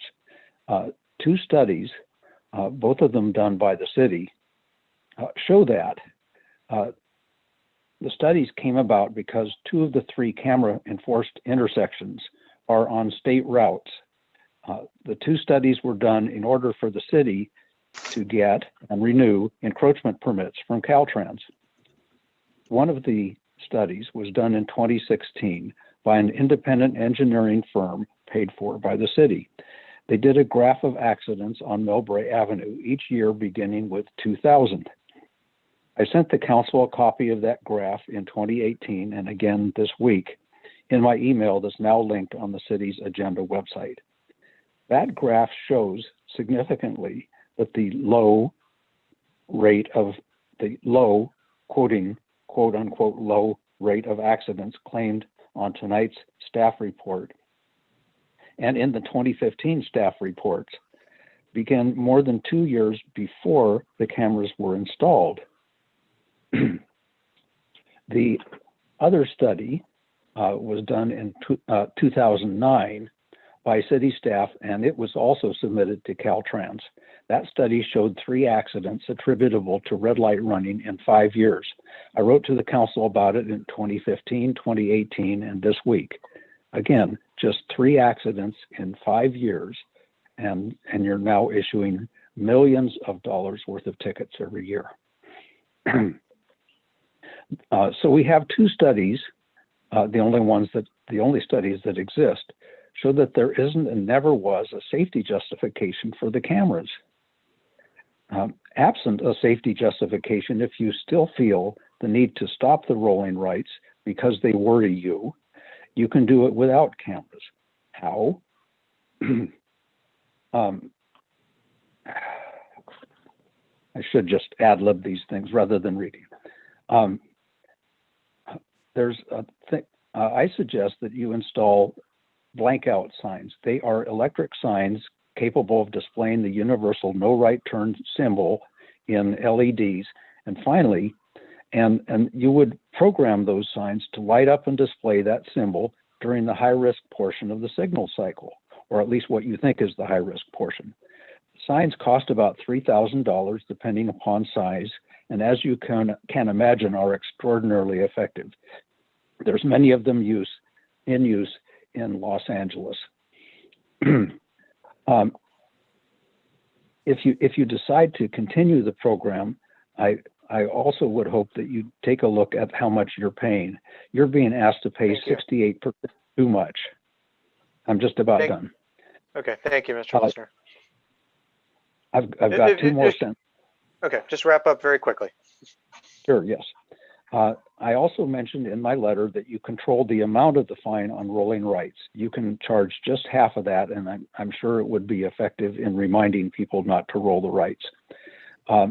Finally, if you decide to bring this back for more information, I hope you give the public more warning than just a weekend before the meeting so that you can hear from people. Thank you very much. Okay, thank you, Mr. Listener. Okay, seeing no other comments, public comment on this item is closed. If maybe our, I don't know who would be the appropriate person, Public Works or possibly the Sheriff's Police Bureau can respond to some of these questions, because I know this item has come up in the past, and there have been questions raised about, you know, who sets the fines, whether it's the city or the state or who it is. Chief Kunkel, maybe if you can respond to that. Well, Mr. Mayor, if I can jump in here. Sorry, Mr. Lind, go ahead. So this was a contract that we had with the city of San Mateo, and it was the city of San Mateo Police Department that monitored and managed this program. If you recall, 2 years ago, I believe they eliminated their red light camera program.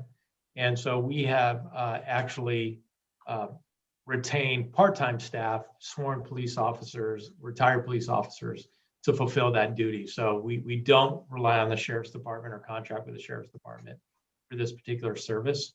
And Key Lim is our Public Works Director, could answer some of the other questions, but we do not rely on the Sheriff's Department to monitor the red light camera program. Mr. Lim? Good evening, Mayor and member of the Millbrae City Council.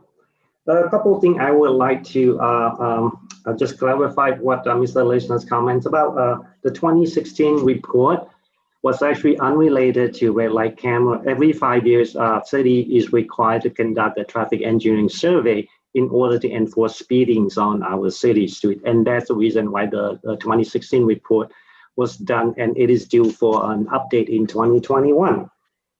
And also the low accident rates that we have experienced since 2006 that the city has installed the red light camera system has actually gone decreasing. So for one example that I have I did some research on the citation that have been issued. So we have seen citation issue reduced by almost 14,000 tickets just this year alone.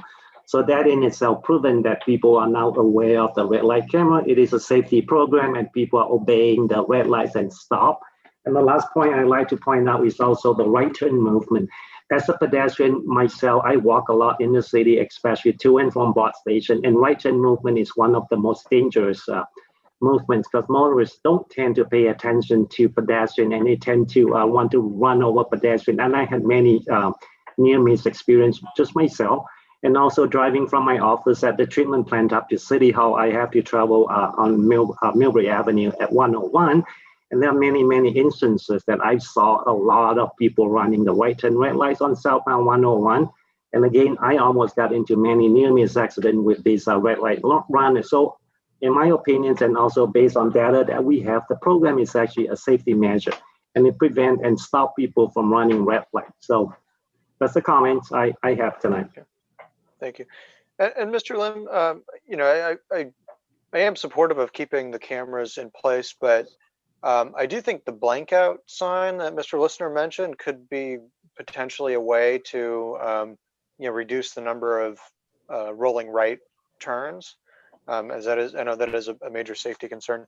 Is that something that possibly we can look into installing, at least at the Rollins intersection? Yes, Mr. Mayor, we can definitely look into that. I would suggest that we not do that immediately due to the ongoing construction at the intersection of Millbrae and Rollins. And there are a lot of changes being moved and cameras being moved around to accommodate the construction. And the other two intersections in US 101 southbound off-ramp and El Camino and Millbrae Avenue that will require Caltrans concurrence. And those are going to be very difficult for Caltrans to approve. It can take many, many months or even years to get that approved. It's something not standard feature that is being installed on state highway. So definitely we can look into it at a better time and then propose something at those intersections to improve our safety even more so than we are doing now. Okay. And what about the issue about the fine amount? As far as the fine amounts are concerned, those are set by state law, not by city. So we are not allowed to change those fine amounts. And I believe they are in excess of $450. And those mostly go to the county traffic court. And the city get a small portion of the citation amount to fund the program. And the red light camera program, as it stands right now, is currently self-funding. And there's no subsidy from other city funds. Thank you. Okay, any comments from the council on this or questions or motion? I move to approve. I'll second that.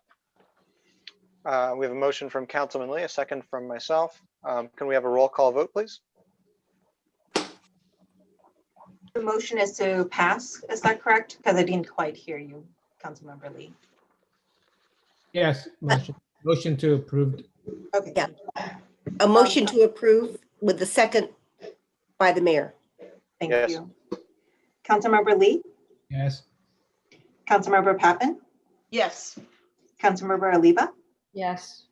Vice Mayor Snyder? Yes. Mayor Holliber?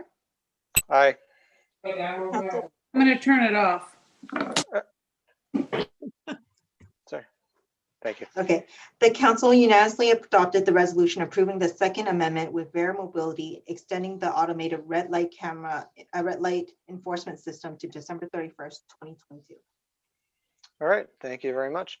Let's now move on to items 11, 12, and 13. These are the adoption of the work plans for the Senior Advisory Committee, Youth Advisory Committee, and Community Enhancement Advisory Committee.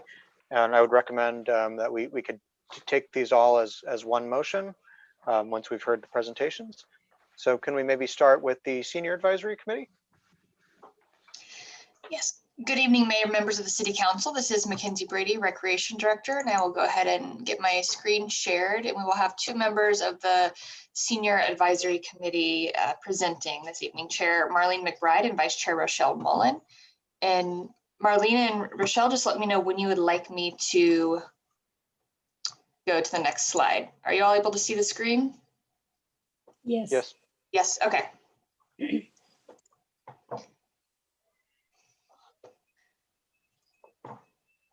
Michelle's. There we go. You can hear me now, correct? Yes. Yes. Good evening. I'm Rochelle Mullen. I'm the Vice Chair of the Senior Advisory Committee. And the chair is Marlene McBride, and she will go on to the next slide. I would like to introduce you to our fantastic Senior Advisory Committee. Can you hear me? Yes. Yes. Okay. My name has been mentioned already, and another member is Mary Ellen Pellegrini, Mimi Lee, Rochelle Mullen, Mimi Lynn, Ann Jones, Patrick Cheng, and Doris Morse as an alternate. Next slide. And this is the review for 2019 to 2020. What we have done in this last year. We created and distributed a monthly senior advisory calendar. We participated in a joint meeting with the Youth Advisory Committee, and we really enjoyed that. We provided support and promotion of a partnership with Colette Vacations through San Bruno. We rebranded Senior Social Hour to Senior Lounge to build excitement for the new recreation center and partnered with Cadence Senior Living to sponsor the program. We received a presentation from HIP Housing Representative and assisted in distributing information on that program. And we participated in other city events and received information from various senior organizations. Next slide, please. Now you can see what we have, our tasks are in front of us. There are 5 of them. And we are looking forward to implementing them in this 2021 year.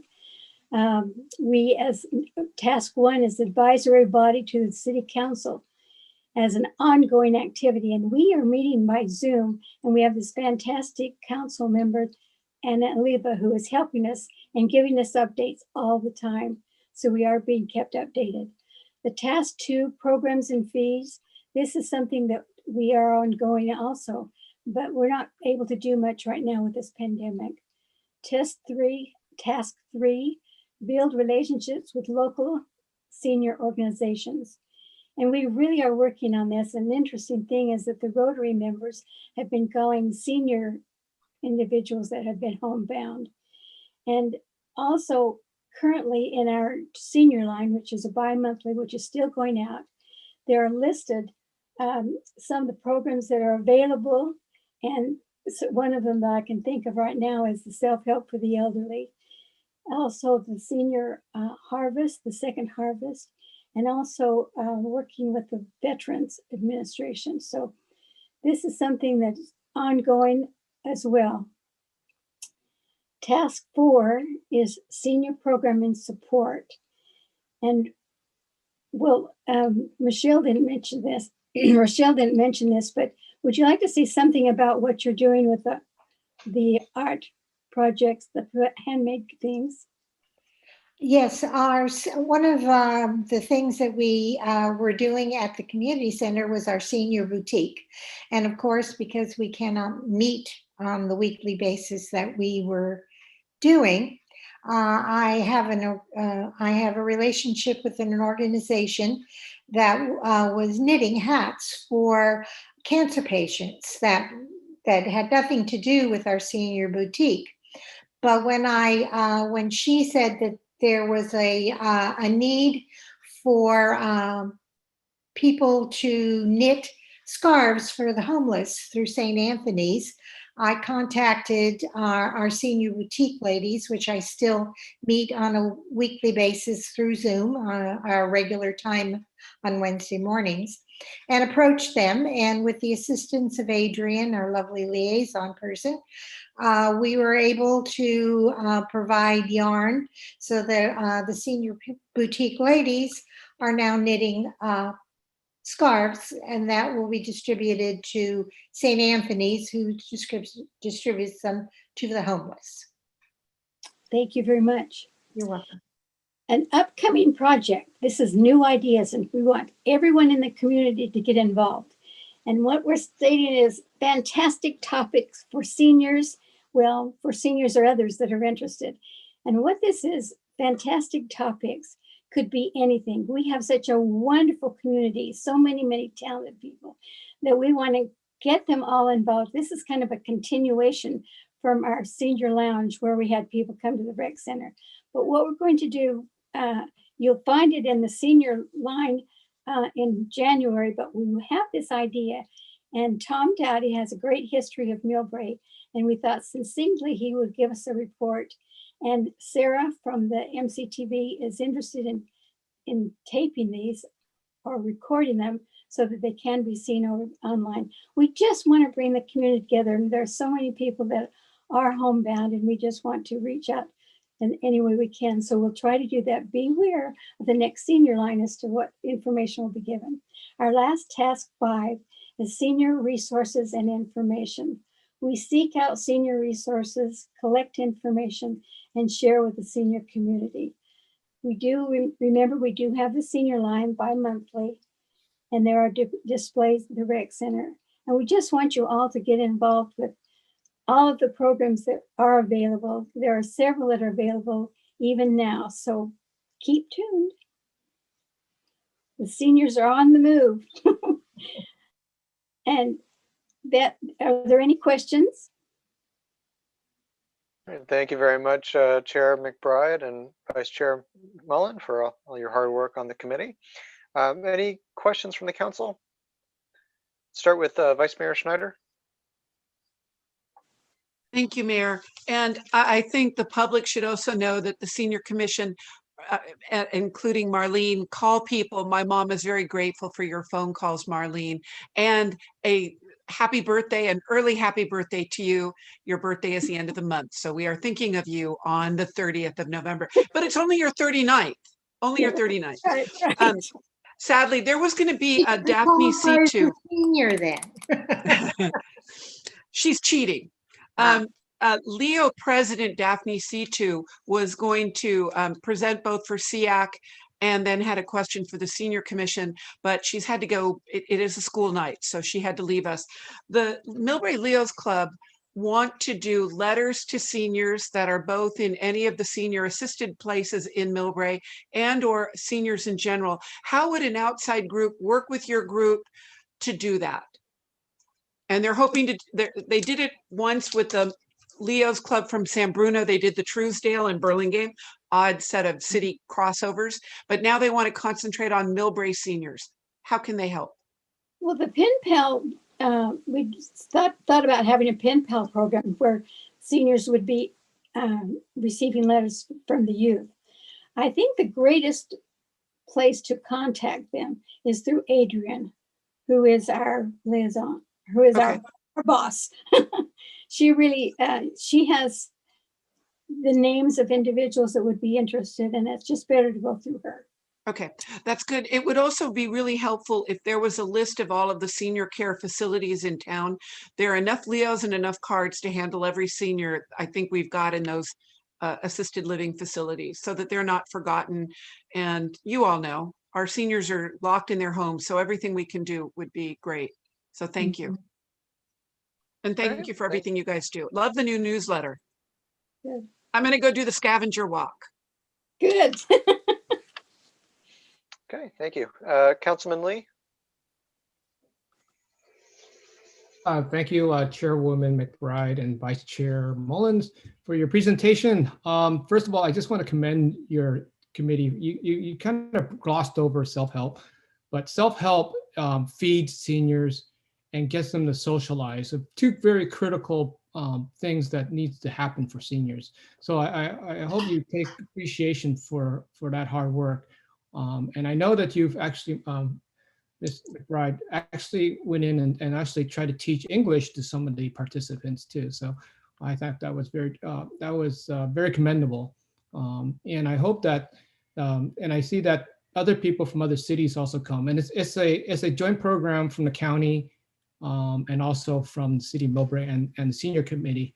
So kudos to you, and I just hope that we continue to provide more services to seniors, especially those. I know you're working also for those seniors that are isolated.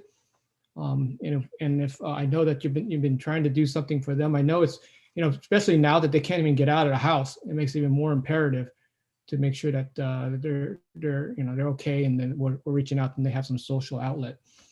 So I guess thank you again for that. Also, I think Vice Mayor Schneider also forgot to mention that the Leos are already writing letters to veterans as well. So, and maybe they can also coordinate with the YACS, or the Youth Advisory Commission.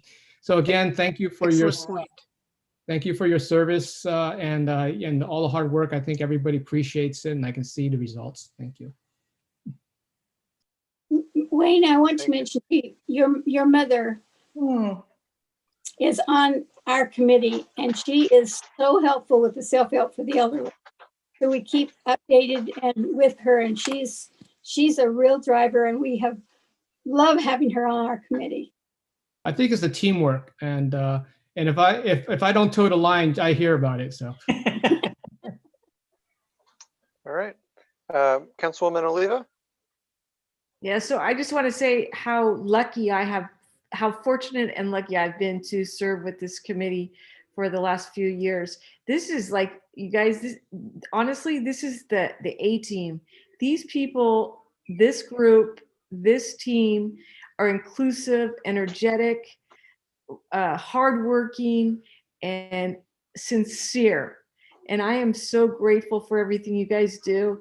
I just want you guys to know that they were really nervous about who was going to speak and who was going to talk. And so they tag teamed it, and you guys did awesome. And don't ever be afraid of it. Just be yourselves. You're amazing. Thank you guys so much for everything you do in Millbrae. Thank you. We have this wonderful guide in Adrian. Adrian helps us a lot as well. And she lost. There's the chemistry in that room at every meeting is very good. Very good. Well, you're a part of it. I'm grateful. Thank you. Okay, well, thank you very much, and please keep up the hard work, the good work. All right, let's now go to item 12, the Youth Advisory Committee work plan. And again, we'll take these all as one motion.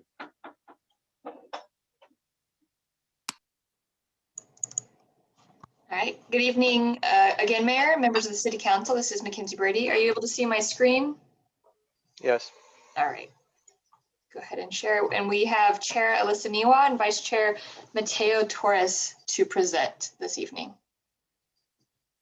Yeah, as mentioned earlier, I am Vice Chair Mateo Torres, and also with me today is our Chair Alyssa Niwa. So if you could go to the next slide, please. Hello, as Mateo just said, I'm the chair of the Youth Advisory Committee, and we basically recently updated, I think, the policy for the amount of members we have on our committee to 7 from 5, and also an alternate. So our current members are me, Alyssa Niwa, Manu, Mateo, Tanner, Frederick, Sophia, Veronica, and Isabel. And until this week, we've only had Manu, Mateo, Tanner, and me on the committee, but I look forward to be able to work with everybody else. Next slide, please. From our 2019-2020 review, we as a group participated in Millbrae's coastal cleanup event. We also planned a chess tournament in collaboration with the Millbrae Library. We participated in a joint meeting with the Senior Advisory Committee, created a Census 2020 social media campaign online, and decorated Central Park for the October movie night and supervised the kids' play area. If you could go to the next slide, please. Okay, so for this year, our terms are basically 1 year long, and they end this year or like next year on May 31st.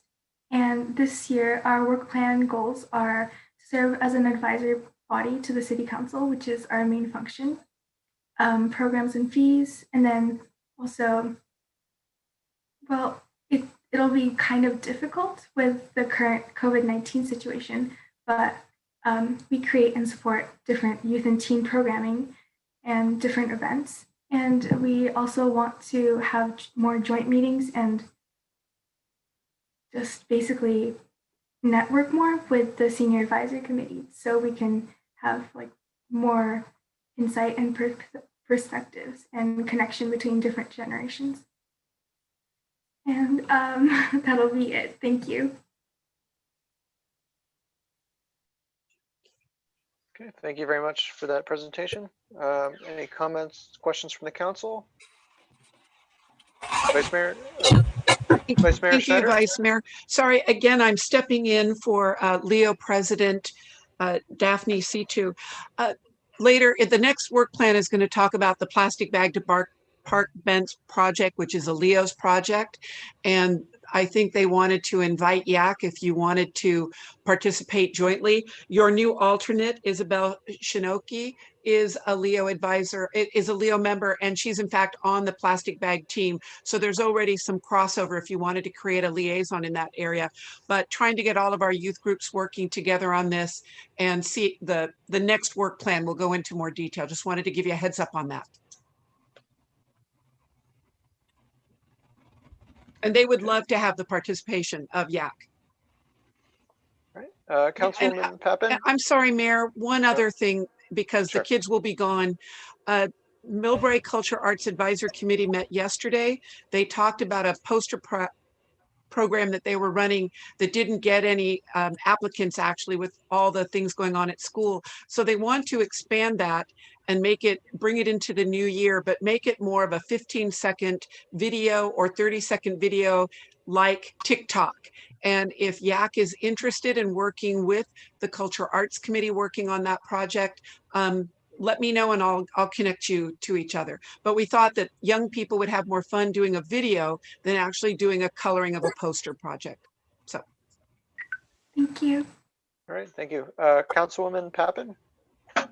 Yes, thank you, Mr. Mayor. And the new members were very, very impressive. I can't wait for you all to get started and working together. The applicant pool was wonderful. It should be very, very exciting. So as the advisor here, I hope get some really exciting things going here, and really, really appreciate your work on the census. Millbrae did up their census points, and that's very, very helpful for future funding. So exciting. Thank you so much, and look forward to talking to you all in the future. Thank you for all you're doing. Councilman Lee? Yeah, thank you, Mr. Mayor. I also have to agree with and reiterate Councilwoman Pappen's observations on these young people, applicants, and also the ones that have been serving are very impressive young people, our future. And I just, as a past youth advisory commissioner, we really value your advice. So at some times we would like to hear about programs you think that the city should consider doing for youth. You're not a service organization per se, but you promote service activities, and you promote and your main function is to advise the city. So we're hoping that you will continue to do so. And also, if there's programs like the recycling bench program, that we appreciate you advertising that program, and other youth activities. So you have a lot on your plate, and you have a lot of potential, and you have a lot of support, and we really appreciate you spending time with us and volunteering for this committee. All right, thank you very much for those comments. Okay. Let's move on now to item 13. This is the Community Enhancement Advisory Committee Work Plan. We have a presentation. Yes, good evening, Honorable Mayor and Council members. I'm Darcy Smith, your City Community Development Director. I'd like to introduce Alex Ma, the City of Millbrae Community Enhancement Community Member, who's going to be presenting this Community Enhancement Advisory Committee work plan. And before he starts, I just want to take a moment to thank the committee staff liaison, the Assistant Planner, Linda Robertson, who works with the committee on this work plan tonight.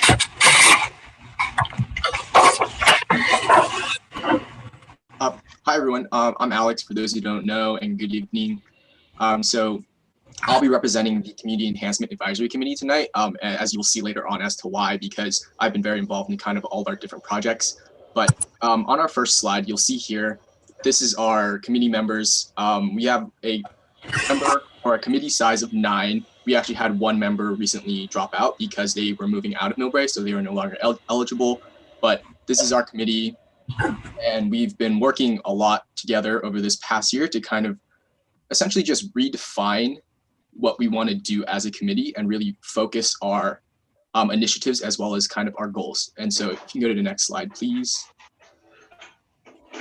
So in FY19, in 2019-2020, we spent a majority of our meetings doing this whole revisioning process, essentially, where we wanted to figure out where do we want to prioritize, where do we want to focus on, and from there, how are we going to divide up the work?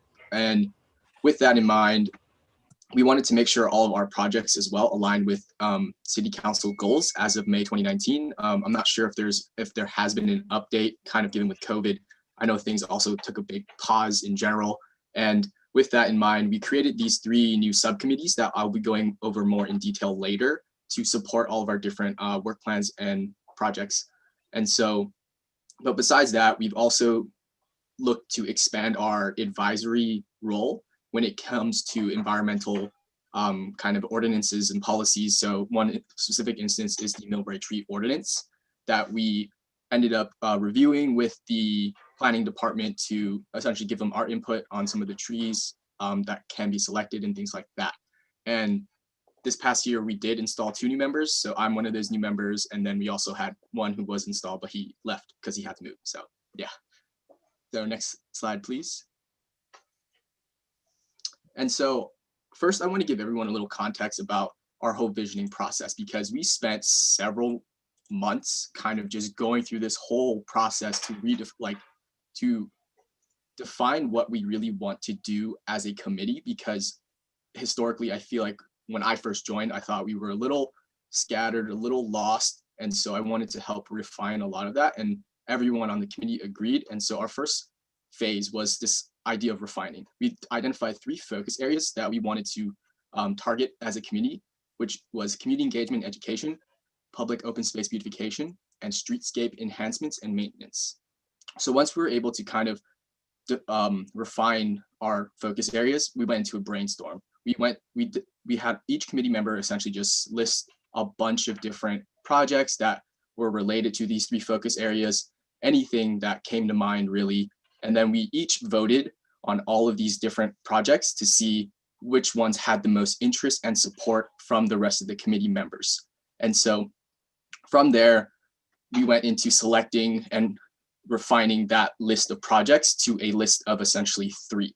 And so the key priorities that we focused on when selecting these projects was the alignment to council goals, making sure that we are supporting your goals, your missions as a council, and then the number of committee members just actually interested in supporting the project. That way there's some inherent motivation there or passion to get this stuff rolling and get it going. And then lastly was just the impact of the project to the city in general. And so if you can go to the next slide. And so with that in mind, we ended up forming 3 subcommittees to support those 3 different project/work plans. And so as you can see, these are our subcommittee members for each. And the reason I'm presenting is because I'm involved with each subcommittee for the most part. So that's why I'm here kind of representing everyone to speak on all these different items. And so in the following slides, you'll see that we're going to discuss more in detail the city, all these different work plans and kind of like our visions and goals for that for 2020 and 2021. And so if you go to the next slide, please. In terms of the city information packets, essentially what this is there's been this big effort to improve code enforcement and code awareness throughout the community. And so that's how this initially started. But we wanted to expand this to be a lot more inclusive of any kind of city information packets that'll aim towards bettering community awareness, community education, and things like that. And so we actually have finished up our code enforcement brochure that still just needs to be reviewed and be approved by the community development department. And so with that, we will be posting this on our new website, as well as printing just for accessibility purposes. And a lot of that printing we're looking to do in-house, and we're not gonna do like a ton of printing because we want to also be weary of how much trees we're killing for the most part. And so rough timeline for this, we want to be able to release this brochure by January 2021, just depending on how long it takes to get improved. And from there, we want to think about what else can we do to create, or what other content do we need to create to really help the community understand, like, this is what you should be following, this is what you should be doing, should not be doing. And so if you go to the next slide, please, you'll see that this is the kind of brochure / pamphlet that we're going for. This is just like this is like the first 3 pages. In total, this is about a 6-page document that we're going to be reviewing. And it just provides kind of like key numbers, key key kind of notes around the policies and codes and people that you can contact in different situations for that part. And so if you go to the next slide, please. The next one is a Community Enhancement Awards program. And so if you guys recall, there used to be a Millbrae Beautification Award and WaterWise Award program that the CEAC had managed in the past. But when we were doing some thinking around this, we wanted to expand this program to encompass a lot more other awards that could potentially come up and have it just fall under this community enhancement bucket in general. And so that's why we rebranded it as the Community Enhancement Awards, and it will include the WaterWise Award, Millbrae Beautification Award, but also the Halloween Home Decoration Award that we just recently finished and completed. And we did select the winners, which will be announced soon. And then we have also a Holiday Home Decoration Award that will be coming up. And so as we begin to develop this program, we're looking to add in more awards and get the community a lot more engaged so that we'll really be able to, build this sense of community and have people excited about, keeping their properties or their areas, looking great, looking like aesthetic, and just helping improve the quality of life in general. And in terms of fiscal impact here, a lot of this is just in regards to the prize money for each award. And so for context, for each award, we want to be able to give out 3 prizes, $50 each for the 3 winners that we select. And that is also flexible. Like we can decrease the amount of awards we want to give out as well. But we thought 3 is a good amount and is not too expensive. And ideally the goal for us is in 2021 to have 5 awards given out, which is going to come out to about $750. And one other cost is just for our new website. We're managing this program through kind of this separate website from the city website, so that it'll be a lot easier and streamlined for us to kind of collect pictures, submissions, and things like that. And overall, the timelines you can see on the right, we finished building the website as well. We hosted the Halloween decoration, and we have these other kind of the holiday home decoration coming up. And then we're going to finalize the award program and schedule for the other ones in January of 2021. Next slide, please. And so here you'll just see, this is like our website. You can see all the different submissions here for the Halloween home contest. We have an about page. So the website is still in its nascent stages. We're still building a lot of it out, but this is going to be where essentially all of our information for our committee is going to be stored. So we're also going to put our code enforcement brochure on here as well.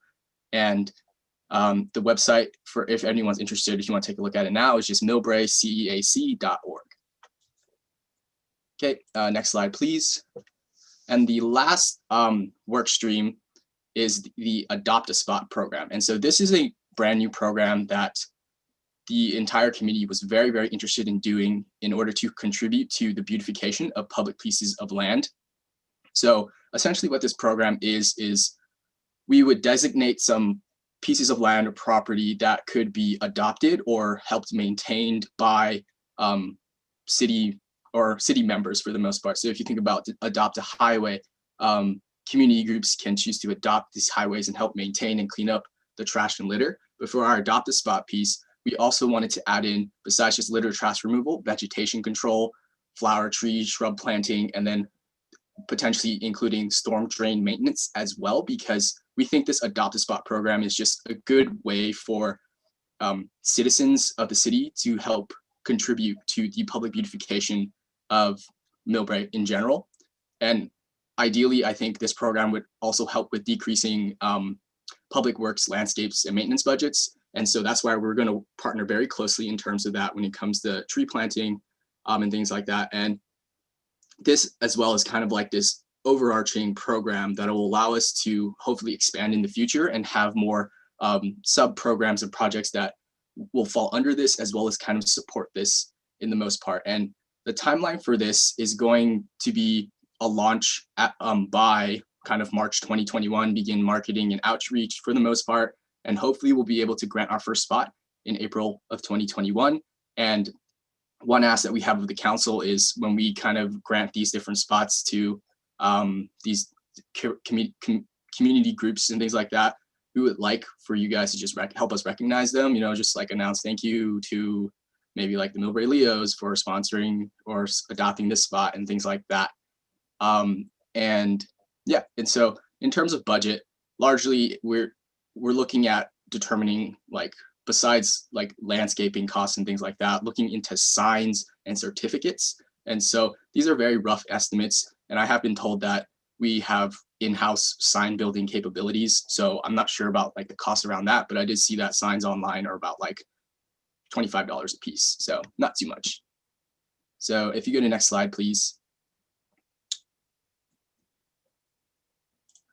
And so on this slide here, you'll just see we've done a lot of kind of background work already to determine different plots that we want to have adopted and have people help maintain. And then this is just like a sign, like an example sign that people can see, like, oh, this spot's been adopted by this group or something like that. So it's like a nice form of recognition for people to, you know, just be able to see, like, oh, this person's maintaining this. So, okay, and then if you go to the next slide, so one little thing that Councilman Schneider actually mentioned was the plastic bags to benches program, which we are sponsoring in partnership with the Leos Club as kind of like this sub program for the Adopt a Spot. And so for this plastic bags to benches program, essentially what they're doing is they're collecting plastic bags and then redeeming them for benches that can be placed across the city for the most part. And so what the way that it's connected to Adopt a Spot is we're looking to hopefully place these benches in these adopted spots to help with some of the beautification in those areas. And so that's why we think this is a program that is pretty directly related to the Adopt a Spot program. And this is one way that we can potentially expand the Adopt a Spot and have it kind of be this kind of catch-all program for the most part. And so I know Daphne had to drop and she couldn't really talk more about this, but in general, we're looking to kind of get this started in 2021 and just start collecting plastic bags. So expect some like marketing outreach, and they still need to apply and a bunch of stuff like that. But yeah, so if you go to the last slide, this program is in partnership with Trex, which is essentially just a renewable renewable and sustainable material company that builds outdoor furniture. And they have this specific program that allows communities, universities, and schools to partner with them to collect plastic bags. And yep, so that's it for the presentation. And happy to answer any questions or comments in regards to any of these different work streams, but yeah. Okay, well, thank you, Committee Member Ma. That was a very thorough presentation, and glad to see all the work that your committee has done to sort of redefine its roles and the type of projects that you're working on. So I really commend you for that and for being very proactive over the past year. Okay, let's go to Vice Mayor Schneider. I only wanted to make one clarification for what Committee Member Ma said. You do not need to be a citizen to adopt a spot. You just need to be a resident or a business. So it's always funny, those two words, resident versus citizen. And the if I had my Daphne hat on right now, she would have a Leo sweatshirt on right now. Part of the problem we're having in the COVID environment is a lot of our youth who would be doing projects. It's hard to do projects. So part of the intent of the Park Bench project is to give all the kids an actual project that they are developing and designing and something that they can use on their college applications. If there are other young people ages 12 or 8th grade or 7th grade or 12 up to graduating in seniors, the Leos would love to welcome you. They are conducting virtual meetings. They meet the third Tuesday of the month at 6 o'clock. Please, you can find them on their website, Millbrae Leos Club. But we're trying to come up with projects, real projects to give our teenagers and our tweens some real opportunities to help the city out in our trying times, but give themselves something to be proud about. So it's an exciting new project. The kids will be doing a video presentation, video instructions, and then getting posters up around the city before the program rolls out. Right, and they do have to collect 500 pounds of plastic in a 6-month period. And we have no idea how many, it's many plastic bags to make 500 pounds. That is a lot of plastic bags. Big enough to hold it. I know there's a plastic bag depository at the entrance of Safeway. I don't know what they do with them, if they go to recycling, I assume, but maybe. No, they took that collect some away of because those. of COVID. No, it's there right now. You put it back It's in? back. It's back. Okay, let's go to Councilwoman Pappen. Yes, during this season, there are a lot of people interested in contributing their plastic bags. So just let us know how we can promote that. I had a whole bunch today to get rid of. So please, we are happy to help in that realm. And yeah, I mean, ready to give and contribute on that front. So kudos to you guys for putting this together. Thank you.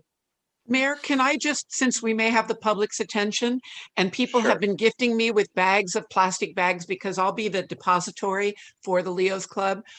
Please, all clean bags, nothing sticky, nothing smelly, no chicken, no tomato soup, etc. And if you roll your bags and then tightly put them in another bag, we can get a lot more plastic into a car when it gets driven down to Home Depot. That's why the kids are working on a video for instructions of how to prepare your plastic bags and what kind, like your toilet paper bag works, and et cetera, et cetera. So thank you for that. You're all welcome to gift me with them. That's some of my afternoon exercises, bag rolling. We'll see what I have. All right, Councilman Lee. Yeah, which is kind of ironic because I think that when Councilwoman Pappen was mayor, they passed the no bag ordinance. So I'm just kind of surprised that we have so many bags, and we were trying to eliminate plastic bags in Millbrae. So a lot of it I don't is. know. Your job is much harder now, Vice Mayor. So, there is so much what's called film out there that does not include bags from stores, from what your Amazon bag to the bag around toilet paper to if you get a newspaper still. I mean, it's amazing how much film is out there. So, but this first 6 months will be an experiment. And hopefully it'll become an ongoing program and we will have benches along the spur property for people to rest on. Not sleep, rest. Thank you, Vice Mayor. At some time, back to the Preservation Committee. At some time, I suggested that maybe, and I think the Preservation Committee was looking at it, about doing Adopt a Flower Bed program. I know they did the gardening, and I know the Vice Mayor is also likes this idea of maybe renting out those planter boxes on Broadway, so allow people to show off their artistic and green thumb, and also, you know, get more people involved in beautifying downtown. So, and that has been one of the goals. So, City Manager and Mr. Lim, maybe you can look into that and help the committee implement that program. It's something similar to our gardening, our community garden program. Agree completely, Councilman Lee, and they have been maintaining those, but the idea of expanding it to storefronts, hopefully they will do a storefront window award, something that has been talked about at SEAC. The other thing, Mayor, if we're getting close to making a nomination or a motion to approve, I think one of the really cool things for all three committees tonight is how there can be overlap if each committee wants it. And that's pretty exciting, working together with each other. Park and Rec will be working on identifying where the benches will go, while community development or SEAC is helping the kids, keeping an eye on the kids. So. Sounds great. Okay, thank you very much. Councilwoman Pappen, I don't know if you had another comment or if that was from before. Can hear you. Can't hear you, so I'll make a motion to approve all three work plans. Second. Okay, we have a motion from Councilman Lee, a second from Vice Mayor Schneider. Can we have a roll call vote, please? Councilmember Lee, Aye. Councilmember Pappen, Aye. Councilmember Oliva, Aye. Vice Mayor Snyder, Aye. Mayor Hobler. Aye. Okay. Mayor? The council unanimously approved the Senior Advisory Committee, the Youth Advisory Committee, and Community Enhancement Advisory Committee work plans for fiscal year 2021. Mayor, could I have one last comment? Sure, I want to thank City Clerk Elaine Tran, who worked with Brandon Chan, who is another one of the SEAC members.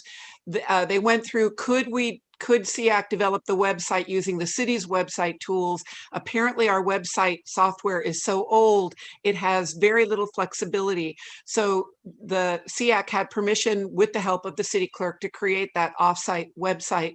But I think, I don't want to commit Brandon to anything else. He has become our new webmaster for that.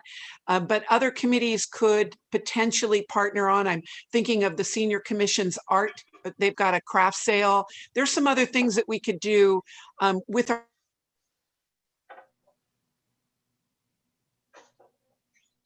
Okay.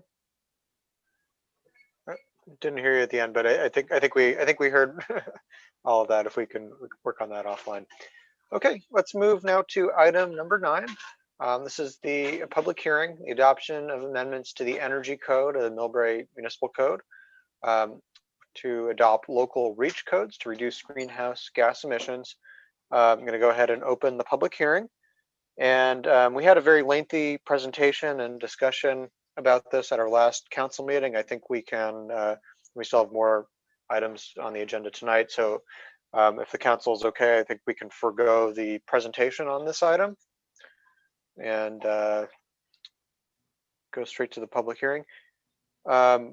Are there any members of the public who would wish to speak on this item? So please use the raised hand feature.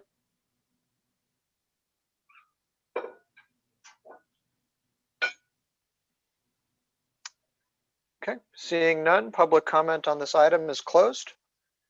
Any comments or questions from the council? I'll make a motion to close the public hearing.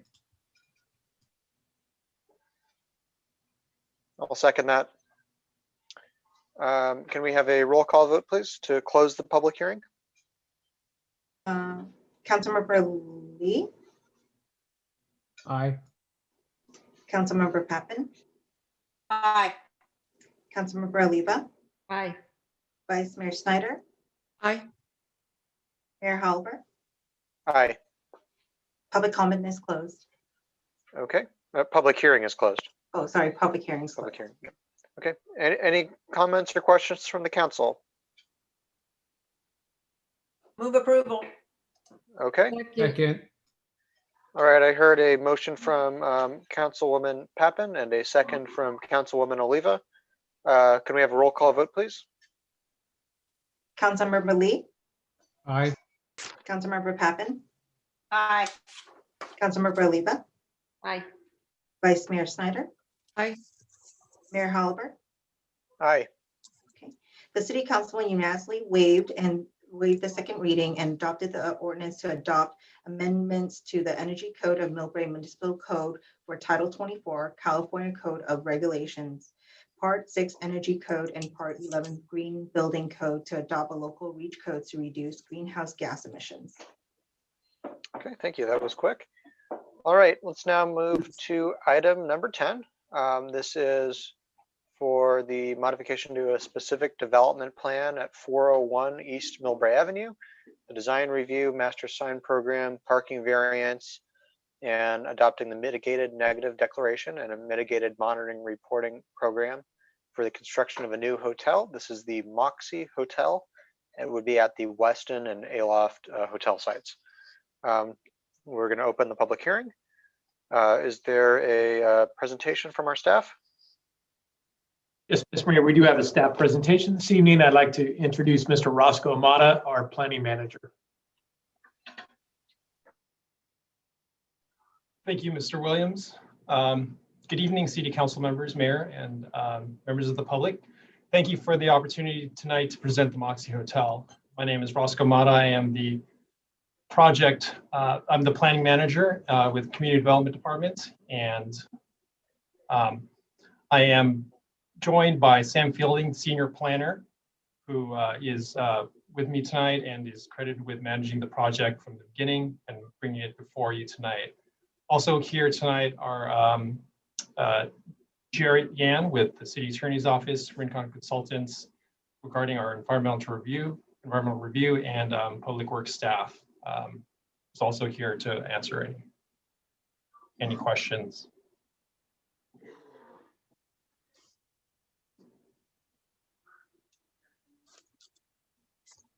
The project before you tonight is the modification to an approved specific development plan, a design review, modification of approved master sign program, and parking variance to allow less than required parking, and 2, adoption of a mitigated negative declaration and mitigation monitoring and reporting program for the Moxie Hotel.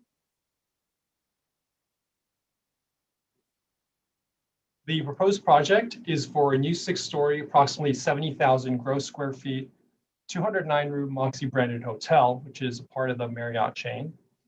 The project includes landscaping, hotel, outdoor space, amenities for guests and the public, 10 EV parking stalls, a new freestanding electronic billboard, entry sign, and signage for the hotel. This is the context of the vicinity of the proposed project. This is the planned development zoning district area for the 3 hotels. The site is east of Highway 101 and west of Old Bayshore Highway, as well as south of East Millbrae Avenue. As you can see in this aerial view, this is the location of the Aloft Hotel and the West Inn Hotel. The project site, as you can see, the project site is nestled between the Aloft, which is to the west of the site, and the West Inn Hotel to the east. It's demarcated by the rectangle right about southeast of the Aloft Hotel. The 3 hotels are either 6 or 7 stories tall. Both the Moxie and Aloft are both 6 stories. The West Inn's the only one with 7 stories. It's a little bit taller. It's 73 feet tall, and the Moxie is going to be 70 feet tall, and the Aloft is approximately 69. Compared to the West Inn and the Aloft Hotel, Moxie is the smallest of the 2 at 209 rooms. The Aloft and the West Inn have 298 and 421 rooms, respectively. By way of background, in October 1985, the city approved a precise development plan for 3 hotels. At the time, they were envisioned for the Clarion, the West Inn, and the Element Hotel. In 2010, the Clarion rebranded and renovated the Aloft Hotel along with approval for the new Element Hotel. The Element Hotel was not constructed due to economic conditions at the time. And fast forward 9 years later, in April of last year, the 3rd hotel so an application for the third hotel was submitted to the planning department for review and consideration. October of last year, Planning Commission held a study session to evaluate 2 design approaches to the hotel, and the Planning Commission opined on one of the 2 designs.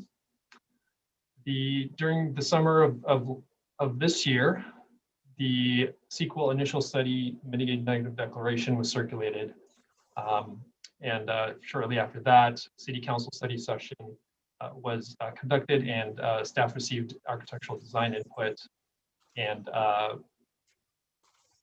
City Council recommended revised design to a less Moxie appearance. And last month, the Planning Commission reviewed and approved the Moxie Hotel project with conditions with the revised design with input from the City Council. So this is the just kind of giving a brief overview of the design evolution of the project. This is one of the first 2 options, which is consists of a lot of glass and kind of this wavy design feature that's more emblematic of the San Francisco airport. This was the other option that was considered by the Planning Commission last year. This is the same iteration with boxy sawtooth appearance. And then based on the feedback we received, the applicants took the feedback and the comments and redesigned the project to incorporate more vertical bay elements that's more consistent with the Seattle design, Seattle Moxie design. So this is kind of their take on it. This is the north and the south view of the hotel under this revision. The bottom elevation is the south view, so that'll be seen northbound from 101. Where the top view is the north view. And this elevation, this slide shows the two side elevations, the east and the west, the narrow sides of the hotel. Upon reviewing the project last month, the Planning Commission was given an alternative to consider, and that was to incorporate a horizontal element along the top of the hotel. You can see that here on the top corner. Just to give it a little bit more variety, the Planning Commission considered it and deliberated and ultimately voted for this iteration with that horizontal element along the top. And here are some of the elevations as it's shown in the elevation drawings. And these are the side views.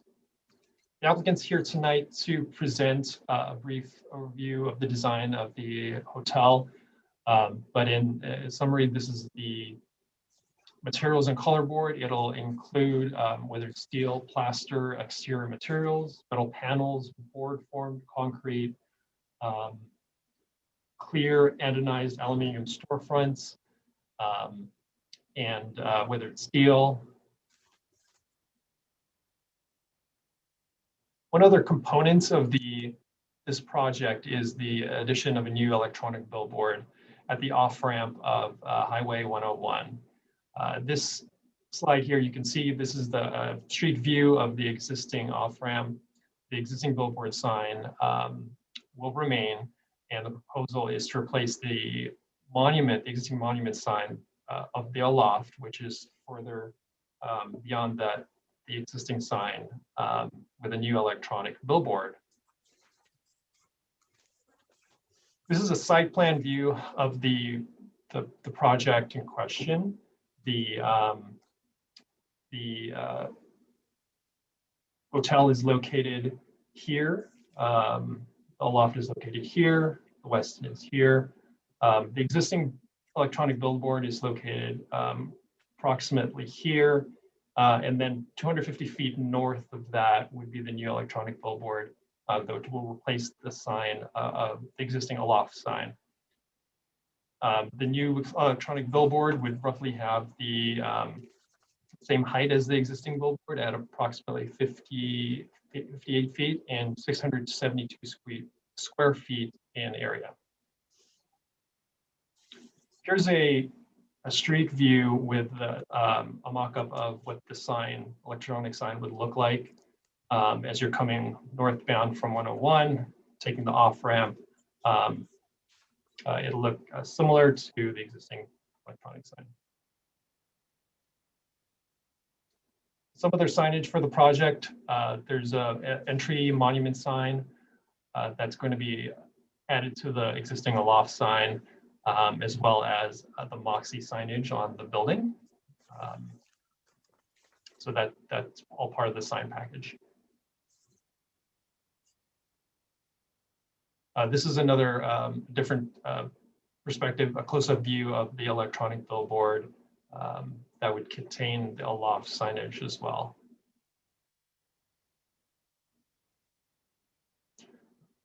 One wrinkle to the proposed entitlements is parking variance. So just kind of a brief overview of the requirement for parking for the hotel. Municipal code requires 1 space per guest room. The proposed hotel would result in a net loss of 10 parking spaces. But we received a parking study that a consultant prepared and looked at the demand for parking at the west end, the aloft, and assuming the same occupancy rate for the hotel for the Moxie, we found that the proposed parking demand would for guests would be 864 spaces, which results in a 75 parking space surplus. So in total, there would be 928 guest rooms amongst the 3 hotels and 883 parking spaces. So that's slightly less than a 1-to-1 ratio. But even given the net loss of 10 parking spaces, we still found that there would be approximately 75 parking space surplus. But that is a conservative estimation. So we feel that there wouldn't be any issues with regards to parking at the site, even with a reduction of the 10 stalls. And that's primarily due to the nature of this hotel as being more of a business hotel, which doesn't require, which doesn't demand a lot of vehicular trips. Cars that will park in the area. It's more just in and out drop-offs and pickups. This staff conducted a initial study and found that there won't be any impacts on the majority of the SECO categories. There were some categories that will be mitigated to a less than significant level through mitigation, and those are air quality, greenhouse gas emissions, cultural resources, and tribal culture resources. The mitigation monitoring and reporting program is shown in attachment 10. It has the specific mitigation measures and the timing of those mitigation measures with respect to the building permits and the entitlements. This slide is really presented to the council tonight for informational purposes only. It has no bearing on the entitlements and the decision to move forward with the project tonight. But just kind of brief overview of what the hotel would bring into the city under 3 different scenarios. Here we're this is a very, very rough back of the napkin type of calculation. So just to keep that in mind. But under the COVID-19 conditions, we're assuming if 25% occupancy at $95 per night, that would yield approximately $217,000 a year to the city. Under normal economic conditions on the high side with 85% occupancy at $200 a night, which would be fairly conservative, that would yield approximately $1.5 million. And then the low end with a 60% occupancy at $145 a night would yield approximately $800. In addition, the electronic billboard, in order to construct the billboard, the applicant would have to enter an operating agreement with the city that would give the city control of the sign. Basic rough terms of that agreement are $100,000 upon issuance of the building permit, and then 10% gross advertising revenue paid quarterly to the city, beginning on the 19th month after the billboard goes live.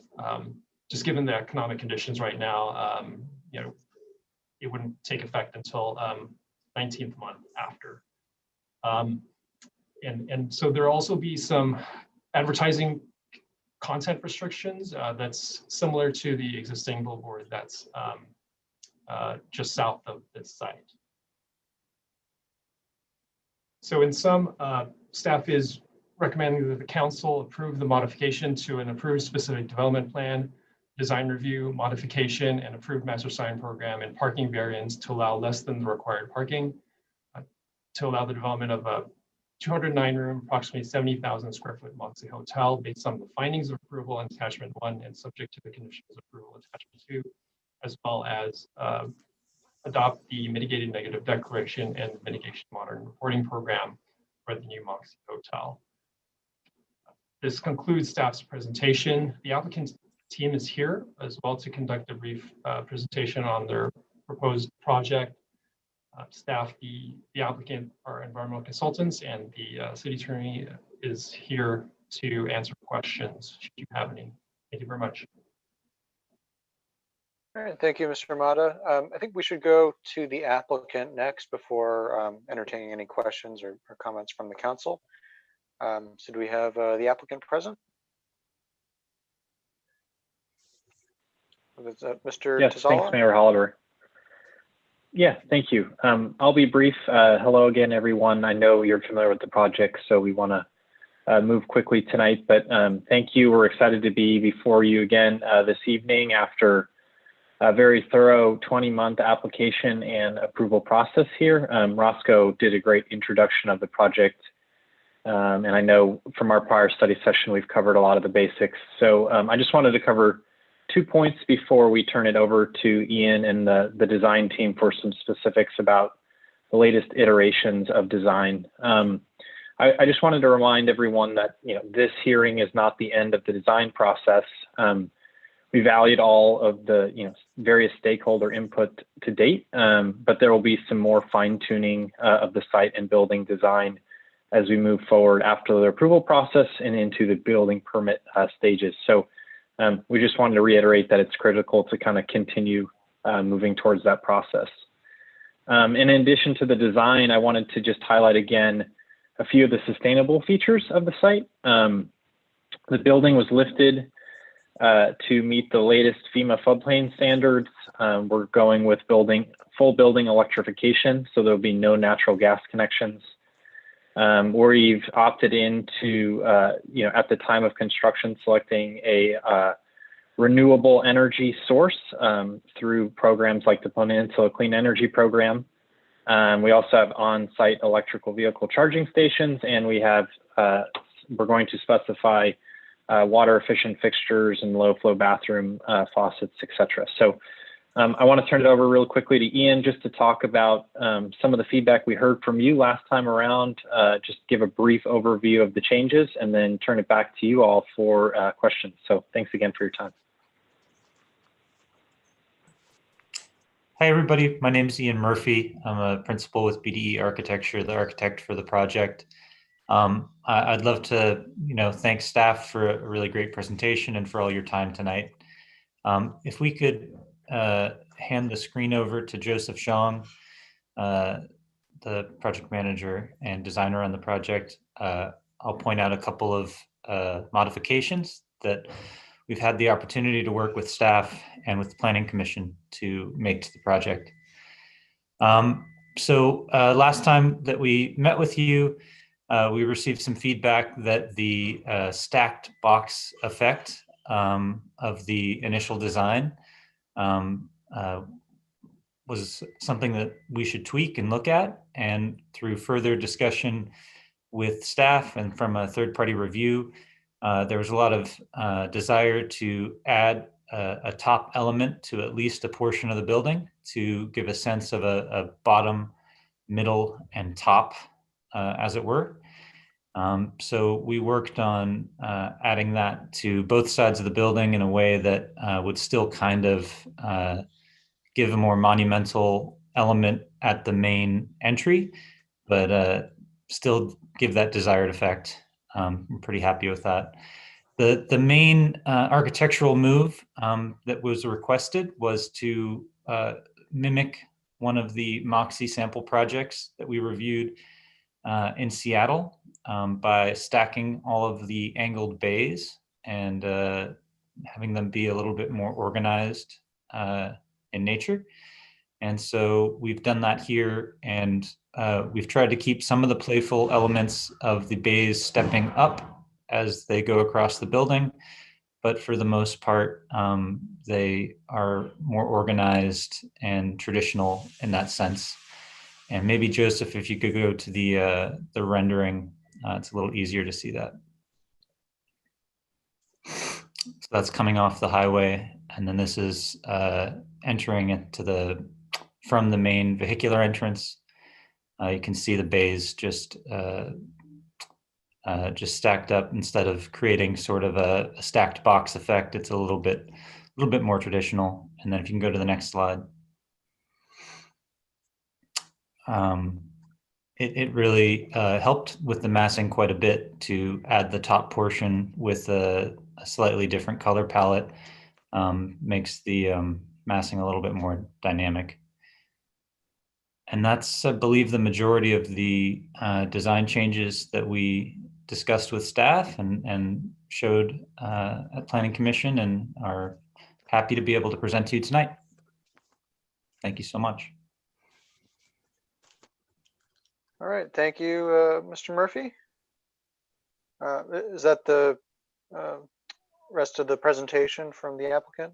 Mr. Tazalo, is there anything else?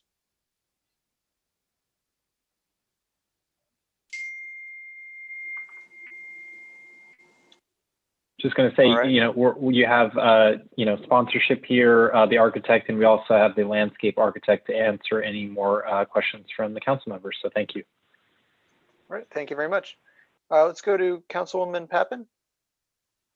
Thank you, Mr. Mayor. Thank you for all your hard work here.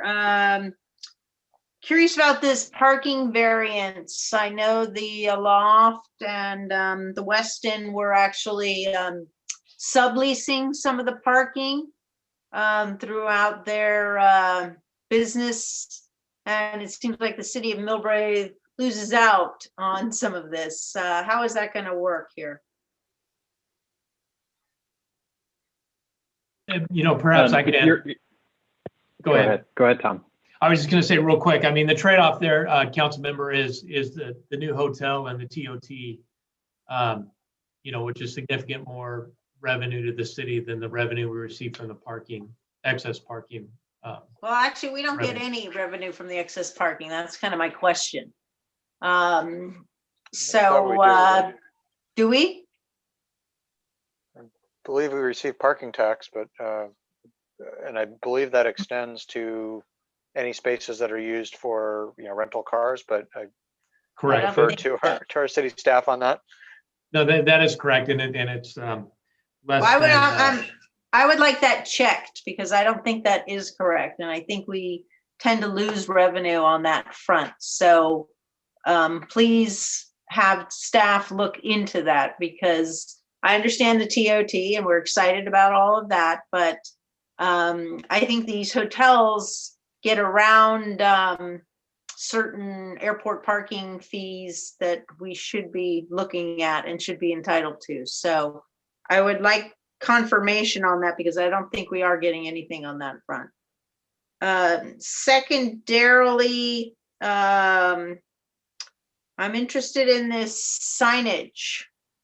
The first billboard that went up, we had a lot of expectations as to public information or something, and it doesn't seem like we've been getting any of that.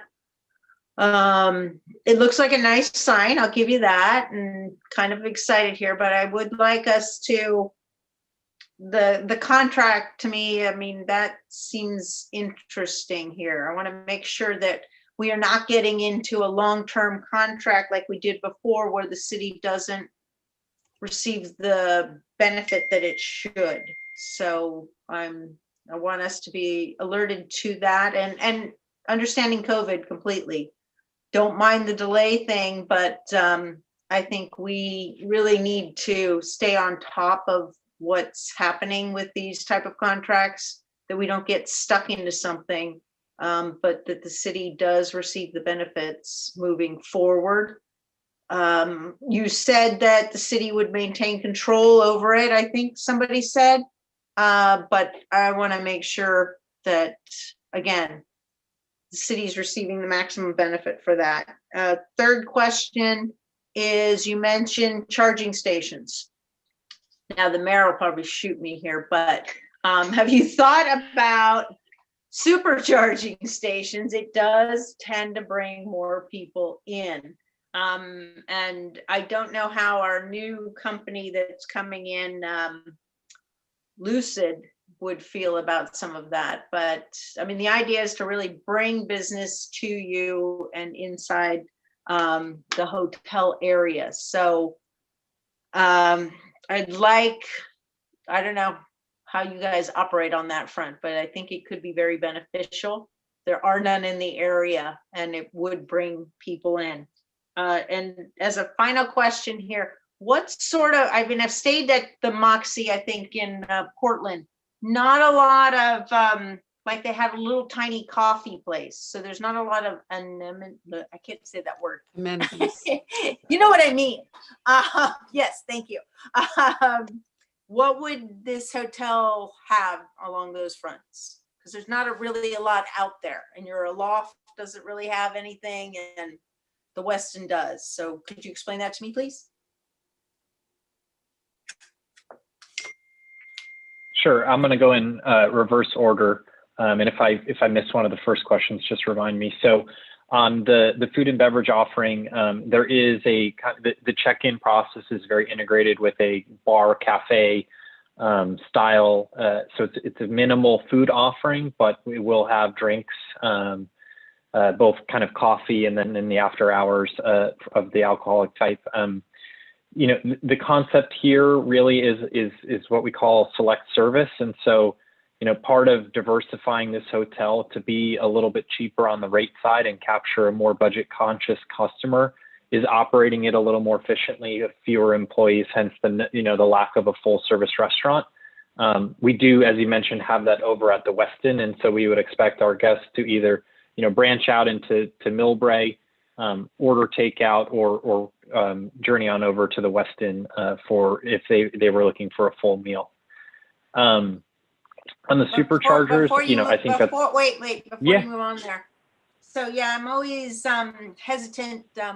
Bars are great, and I think your Moxie and the Portland area did have some sort of food related to the bar, because it's not a good idea to have people drinking without some sort of food.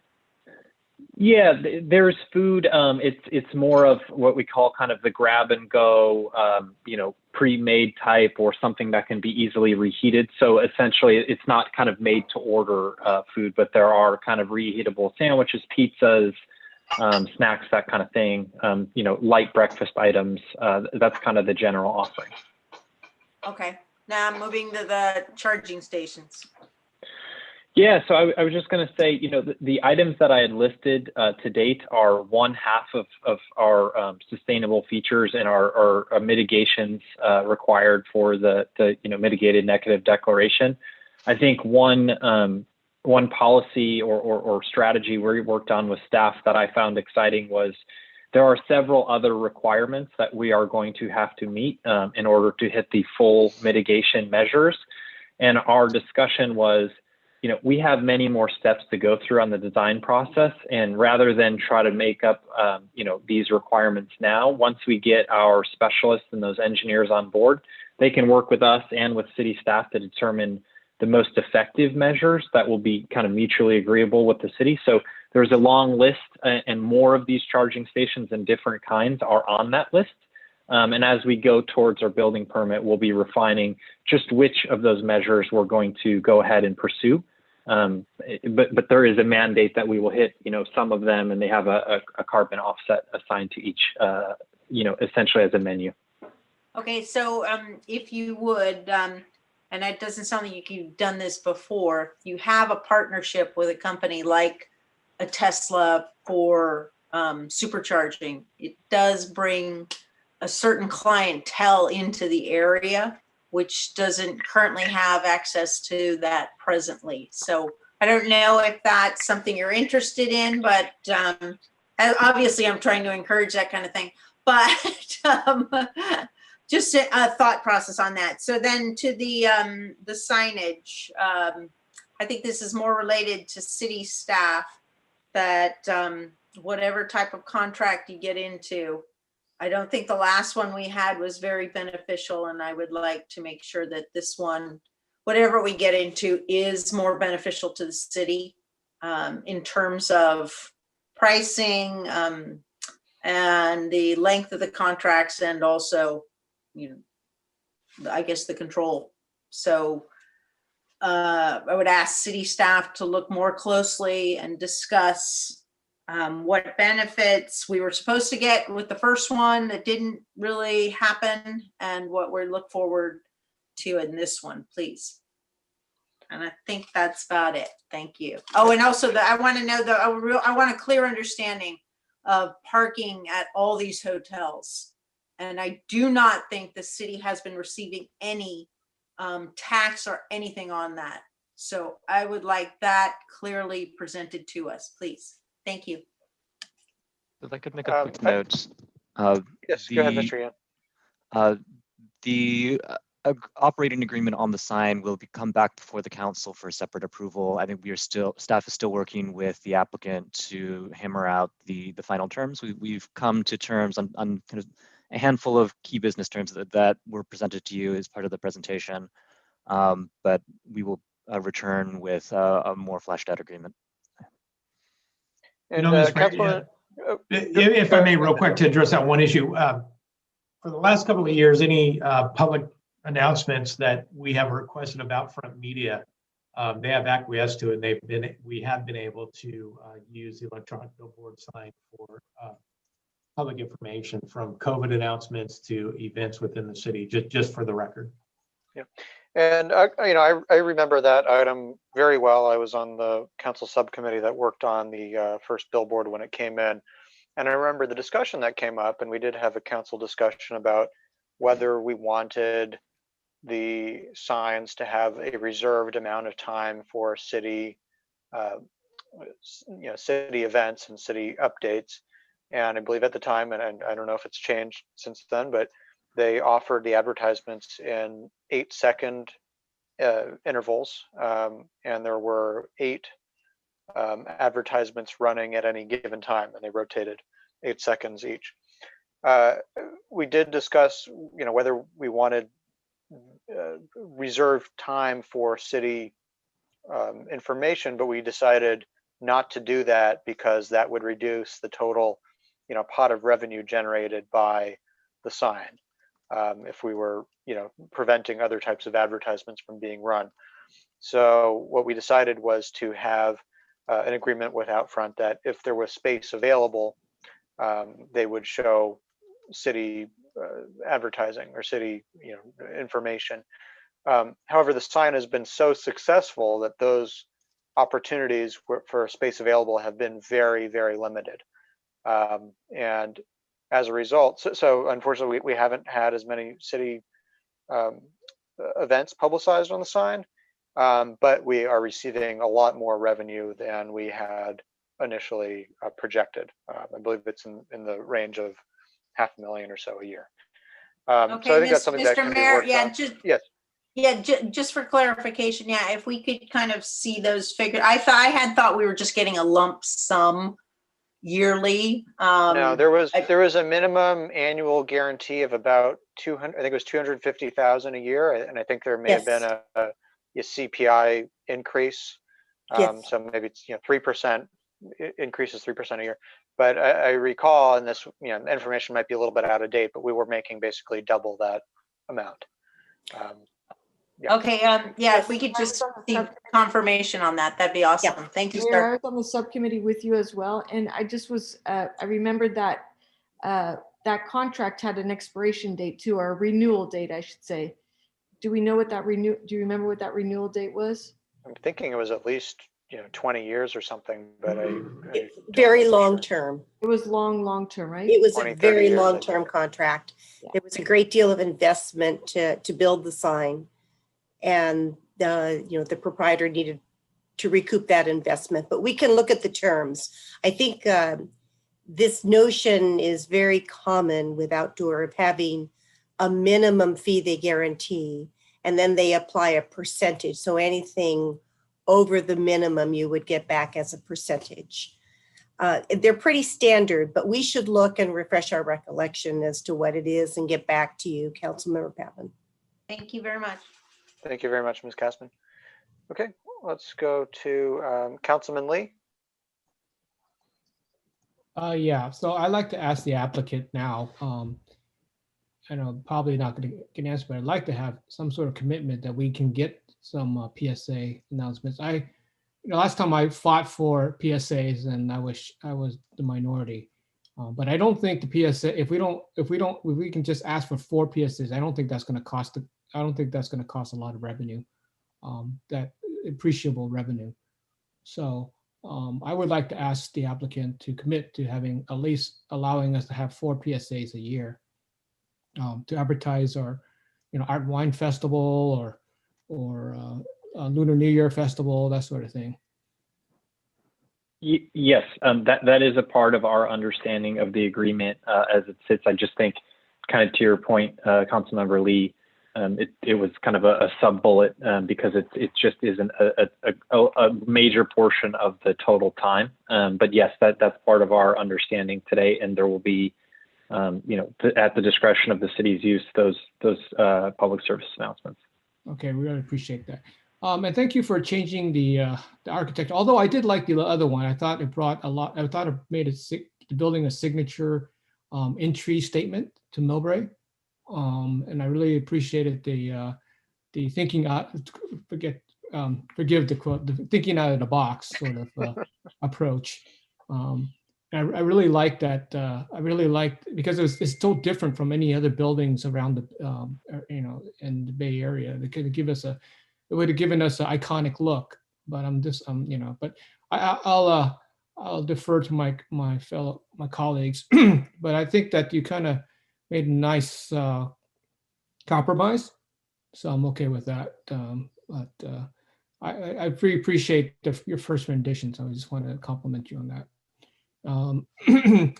And I remember working on this project a long time ago when they were proposing the element. So I don't. Is this a change of different part of the element brand, or is this the same thing? It lives under kind of the Marriott family of brands. So the Moxie is a different offering. It is a much smaller footprint, even though there are more hotel keys in this proposal. Again, just kind of a shift from consumer preferences towards a more minimalistic guest room footprint, more economical from both a rate and a fee perspective.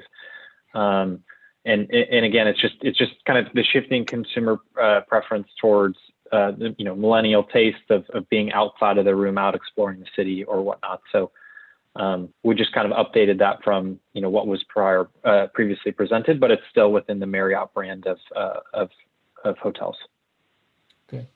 Yeah, that's all I really have. Thank you very much for your presentation. Yeah, thank you. Vice Mayor Schneider. Thank you, Mayor. First, I want to thank the applicant because we had what I thought was a really productive telephone conversation last week. And applicant, feel free to correct me if I have the assumptions wrong. We talked about bird-friendly windows. You heard me, you did research. You are looking into how to install various types of bird-friendly windows at the various elevations of the project. And I have to admit, I didn't see it when I read the staff report under conditions of approval. So staff, do we have bird-friendly windows that the applicant is also willing to do? We can certainly add that as a condition of the approval. Okay, and I'm sorry, I can't remember. I think there were 3 people on the call last week who said that, but are we on the same page? Is that Kevin? Yeah, that was myself. Yeah, that was kind of the finer detail of design as we get towards the building permit. I've already let the architect know. Ian is kind of he's more up to speed on these things than I am. So, we're committed to having the right conversations with manufacturers and research and making sure we pick a solution that works.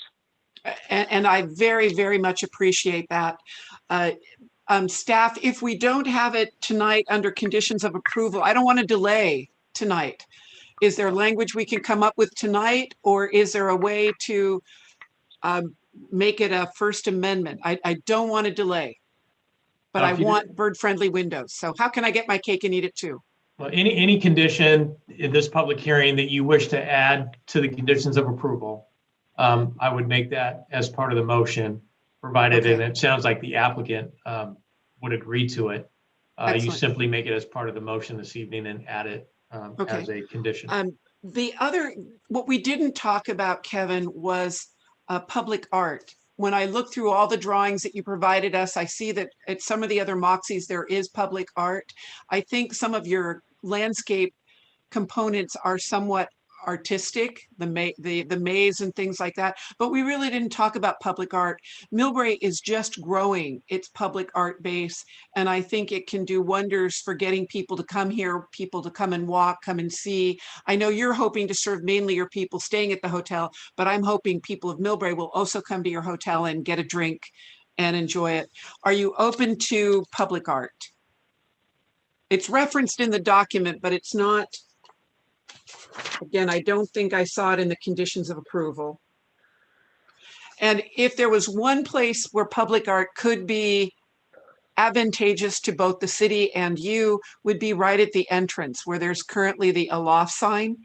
That entranceway has a lot of square footage that could have something pretty cool. Even, you know, fun. I hate to, I'm an enviro, but I love neon. So the Moxie sign itself is pretty cool. But what can we do on public art? Yeah, so there, you know, there are nothing kind of in the code or that we've crossed to date has really suggested that there's any sort of requirements or you know, even guidelines for what that might look like. We're certainly, you know, willing to look into that with specifically the courtyard of our hotel, which is, you know, much further south on the site and more relevant to this particular project as opposed to the other existing hotels. I personally think there's a lot of artistic moments in the design of that courtyard space and the landscape in particular. You know, we would want to just learn a little bit more about kind of the scale and the type of art, of course, but it's something that we could look into. You know, kind of the broad just term of put some public art there could just be interpreted so many ways. So I'd just like to get a little bit more specific if that was something we really needed to do, just because it hasn't been contemplated to date. Okay, staff, when we did TOD1 and TOD2, public art was built into the developer agreement. As we're talking to the Anton Group for the El Rancho site, public art is built into that discussion. I don't know how far we're going to go. What can we do with the Moxie people tonight? Well, we don't have a public art ordinance that mandates it. We don't have a development agreement with them. So I think that, you know, if the Moxie Hotel developers would be willing to consider public art, we could work with them on that. Okay, I would appreciate it. And, you know, maybe we can even, you know, try to find shared funding, because my next two are bigger demands. I think that means that the Cultural Arts Committee is going to have to work on a public art ordinance. Is that the process that the city would use so that all future developments have that, they know that that's something that we expect to happen, like Mountain View has, like Palo Alto has? That would be the appropriate method to mandate public art. Okay, thank you. The other thing and to work it into the general plan, right? Yeah, the general plan could still be 3 years. We could have all kinds of developments on El Camino Real with no public art component. And the nice thing that other Silicon Valley cities have done is every project has either they put money into a pot that the city spends, or they do something within their design. And again, this building has some art built into the design. It just is how far do we want to pull it? Yeah, Ms. Bray, the way it's done is through development impact fees. Some cities will charge a small percentage of development impact fees to go to public art, and there's an ordinance as the implementing legislation. And that reminds me that public art impact fee was supposed to come back to City Council in the fall. So let's get it back on the agenda then for the future. The other thing that Kevin and his team and I talked about was trees and the parking lot. And I think we're talking more the parking lot on the south side of the building, which right now has no trees. Kevin, I can't remember if I got back to you. I talked to the city manager. He said that the city would be open to long-term planning, how we can make that horrible chain link rusty fence start looking something better, something that we could continue discussing as the project evolves. But that again wouldn't be under the conditions of approval, or would it? So my request here, and I do have Paul to elaborate. Paul is with our landscape design team on the call as well. I would request that it's just a continued conversation with staff. And the reason why I say that is there are a lot of limitations of what you can do in, you know, I'm going to call it riparian setbacks, what the culvert, whatever it is, right? I wouldn't want to create something where we have a mandate to do something that may not be feasible, which is not in our control. But we are on the same. I would like to, make that space better for our guests just as much as you would. So, to the extent that the city is willing to work with us, because it is really your property for the most part. I mean, we own the parking lot, but then right on the other side of the curb, the city's property starts. So, I think our goals are aligned. I just want to do it intelligently and not figure out, not run into a hold up for the project as a whole based on some setbacks or things like that we just don't know about today. I agree. I don't want your project being held up either. So when I talked to the city manager about it, Tom, you brought up a permit 404. No, that was, we would not recommend that. We would recommend stay out of the creek, so we would avoid the need for a permit 404 permit. Okay, so if we can continue the discussion, especially as the urban forestry plan as it is goes forward on there. Kevin, what I didn't know, but I know a little bit more now, I chair the SFO Noise Roundtable's Ground-Based Noise Committee, and we had a long meeting on Friday that talked about a modeling study that we're going to be conducting over the next month with different types of vegetation and sound absorption. It's brand new.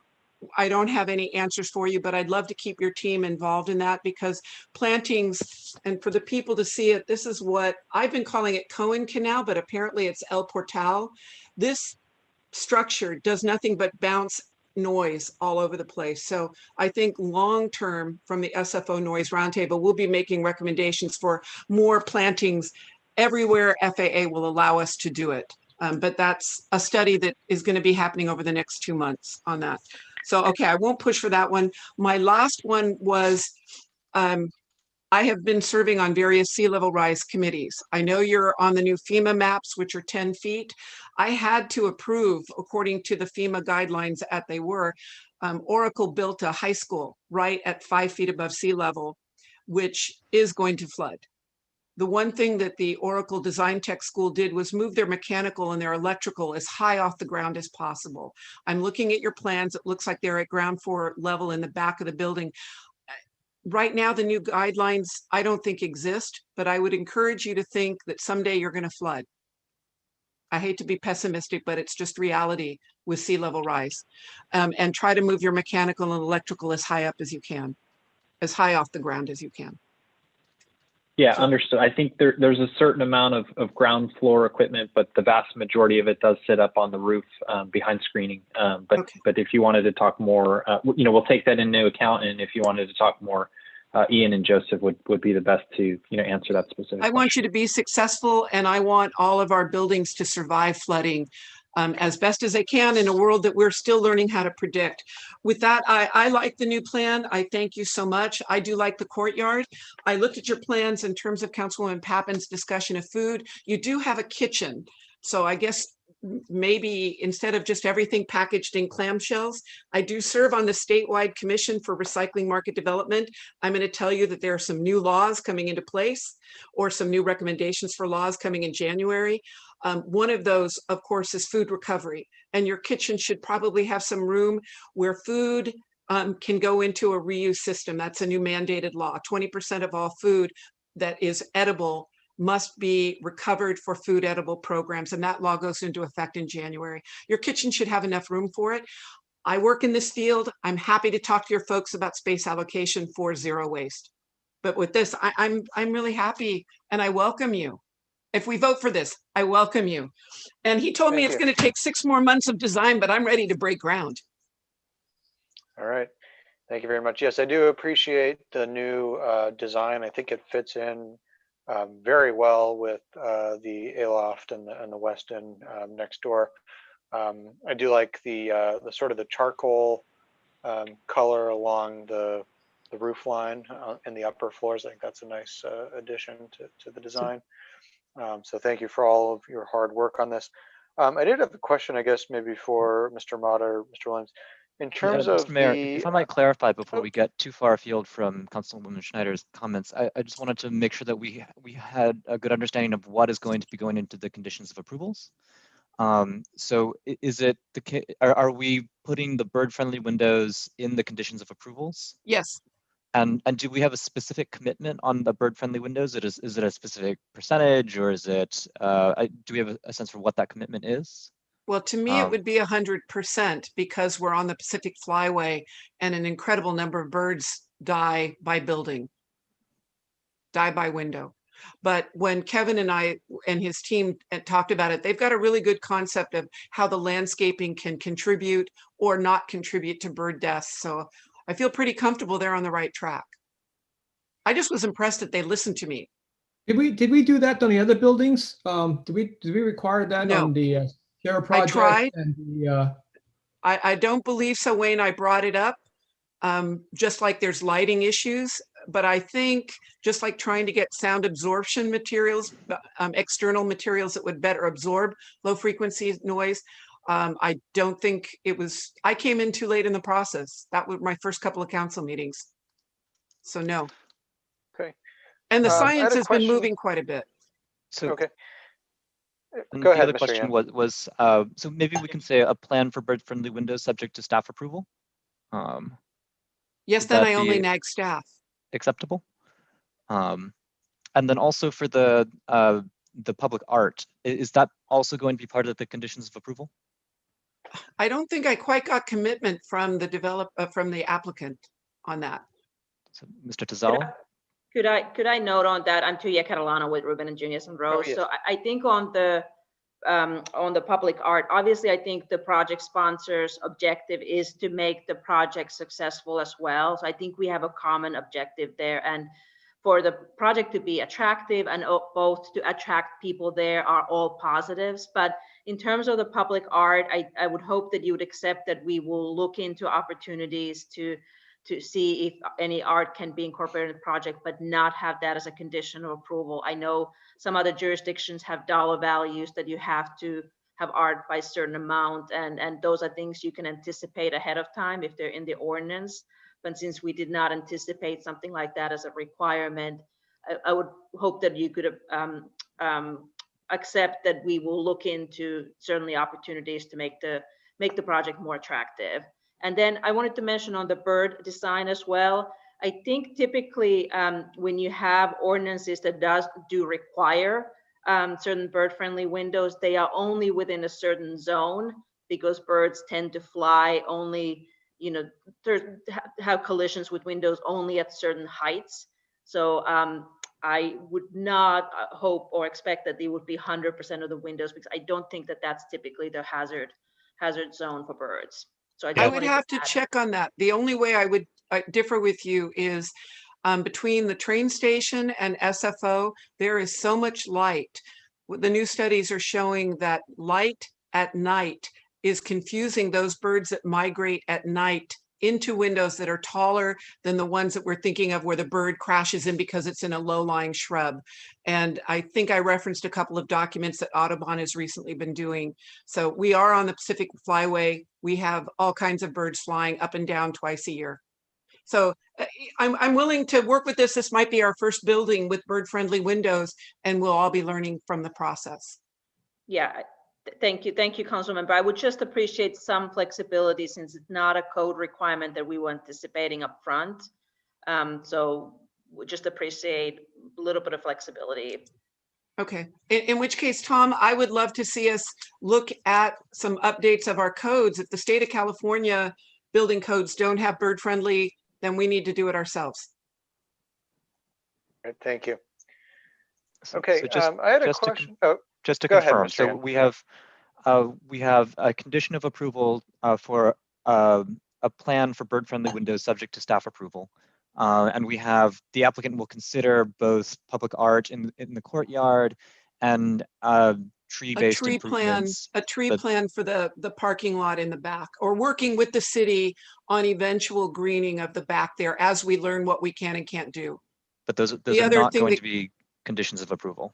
Well, the other thing that we talked about was if that back parking lot, which right now has no tree coverage, nor does the Weston, it's pretty bare back there. If they were to add trees, there might need to come back with a better variance on parking. So instead of 0.9x, it might be 0.8x. And I don't know if council would consider even less parking requirements if it meant we got a better tree coverage, which will help our heat island impact in that area. We now have a climate action plan. This is all stuff as we evolve and actually implement our climate action plan. These are things we should be looking at, but we're right at the beginning of our own city process on there. So I understand that the applicant is caught with us just having approved our reach codes, just having approved our climate action plan.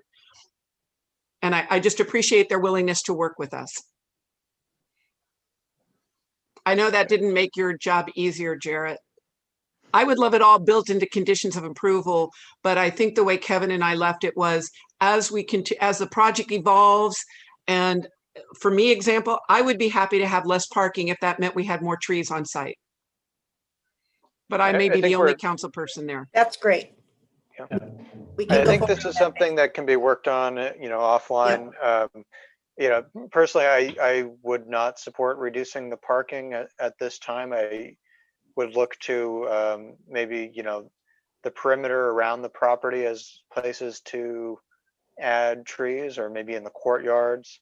But, we're already granting a variance on the parking, and I don't think agree, it'd be a Mr. good idea Mayor. to reduce that at this time. Mr. Mayor, I appreciate that. However, putting trees around the periphery of an asphalt heat island doesn't change the heat island. So it really is coverage more there. The other way that I mentioned is it can be done with trellis work. There's other alternatives. There just wasn't enough time to get into the study there, to get into what some of the alternatives might be. Okay. All right. I had a question maybe for Mr. Williams or Mr. Mata about the billboard and the 19-month delay in terms of revenues from that billboard. Can you clarify that, please? So I think Jarrett, one of our attorneys, could also chime in here, but I think that was for the stabilization of the revenue to help the applicant in terms of the cost that they need to absorb upfront, and just provide some opportunity for them to move forward with a feasible project. Make sure that if I could. I was just going to jump in and say that this one was really simple. Between the payment upon building permit and just constructing the sign itself, there's a payback period. COVID's obviously not helping to expedite that. So really the 18 months for us was just earning back some of the money, the capital outlay, to get the project off the ground, and then commence that revenue share. So that was Okay. the logic behind it, and that was because the city was getting revenue as a revenue share, a long-term revenue share, but wasn't participating in the upfront capital investment. Okay. And then the $100,000 payment, is that somewhat to offset the 19 months of delayed revenue, or what is the purpose of that payment to the city, right? Yeah, that was, again, just kind of trying to get some cash flows to the city. We had heard kind of, not only is there a wish for kind of the perpetuity payment or as close to that as possible, but some upfront cash flow, and that was kind of our compromise based on that feedback. Okay. All right. And then one other thing, I discussed this with Mr. Williams earlier today, but something that was a little bit confusing reading the staff report to me. It mentioned that the sign would be on city property. And my understanding is that was for legal reasons. It's currently property of the hotel, but it would be transferred to the city for maintenance purposes or some type of legal purpose. So I can speak to that a little bit, Mr. Mayor. Or okay, go ahead. No, go ahead, Jarrett. Yeah. So I think I confused the mayor today in terms of the way I did it, but it has to be under the control of the city. But I think our city attorney can provide a better understanding. Yeah. Correct. So, Joan, would you like to? No, you can take it, but the code says that it must be owned or controlled by the city. This is the exemption from freestanding signs that was built into our sign ordinance years ago. is a freestanding sign. It must be owned or controlled. There's an or. So Jarrett, why don't you explain the arrangement that we've worked out to meet that standard? So I think we had discussed a handful of different arrangements with the applicant, including one that where they would either deed or lease to us the real property itself. But where we landed was that we would enter into an operating agreement that would give the city control over the sign structure. And what that control is going to look like is still in the process of being worked out. I mean, it will include things like the rights to have some input on who the contractor is, who's going to be managing the sign, and some input on other on the operations, as well as some restrictions on the types of advertising that can go on the sign. So what we're aiming for is an arrangement that's similar to the current out front sign, though acknowledging that this is a slightly different situation in that for the existing billboard, the city owns that property outright, whereas in this situation, the applicant here owns the property. Okay, I'm trying to find where I read it in the staff report, but it said the billboard would be on city-owned property. Oh. I don't know if that was an error or what, but. It said that, it shouldn't have. Let's see. Because in this case, it will not be on city-owned property. I think the confusion is city property versus controlled by. Will be on property controlled. I think page 8 of 41, Mr. Mayor. The freestanding billboard will be on property controlled by the city and operated pursuant to an agreement with the city. So with the use of the contractual mechanism, the city will be in control and have control over the operation. Okay, got it. Okay, thank you for that clarification. Mayor? All right. Mayor, I'm sorry. Let's go to public comment next. Sure. We haven't had an opportunity to. We're also running low on time. If there are any members of the public who would like to speak, please use the raised hand feature.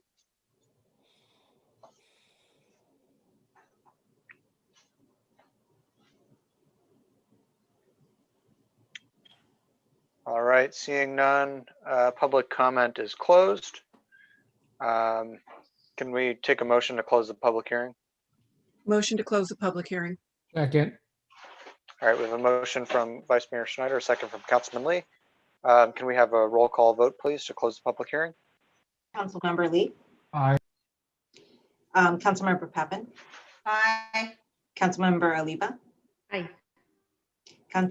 Vice Mayor Snyder. Aye. Mayor Halliburton. Aye. Public hearing is closed. Okay. Mayor, one last question. Yeah, final comments. Okay, go ahead, Vice Mayor Schneider. When I read, and I don't know which of the documents, there's discussion of Uber and Lyft and Uber and Lyft access. I don't know if the applicant is familiar with the Uber and Lyft problem we had when the airport changed where they could park and wait, and the backup on Millbrae Avenue. That scared me a little bit when I read in there. But my question to the applicant is, you're going to be running a shuttle, correct? And will the shuttle go to both SFO and to the train station, and then potentially, possibly to downtown Millbrae? If there is a shuttle, that's one more reason why it's not tenants, why your customers won't be bringing a car. They won't need a car. Can you tell me where the shuttle might go, and will it be an electric shuttle too? Go ahead, Mr. Giselle. There is a shuttle. Our current shuttle is not electric. It's something that we have a contract with, and that shuttle picks up. Essentially, this is pre-COVID. I'm sure there's an adjusted operating schedule, but 24/7 picks up at the 2 existing hotels. Hopefully, the 3rd one in the future. Or it will once it's built, and goes to SFO currently.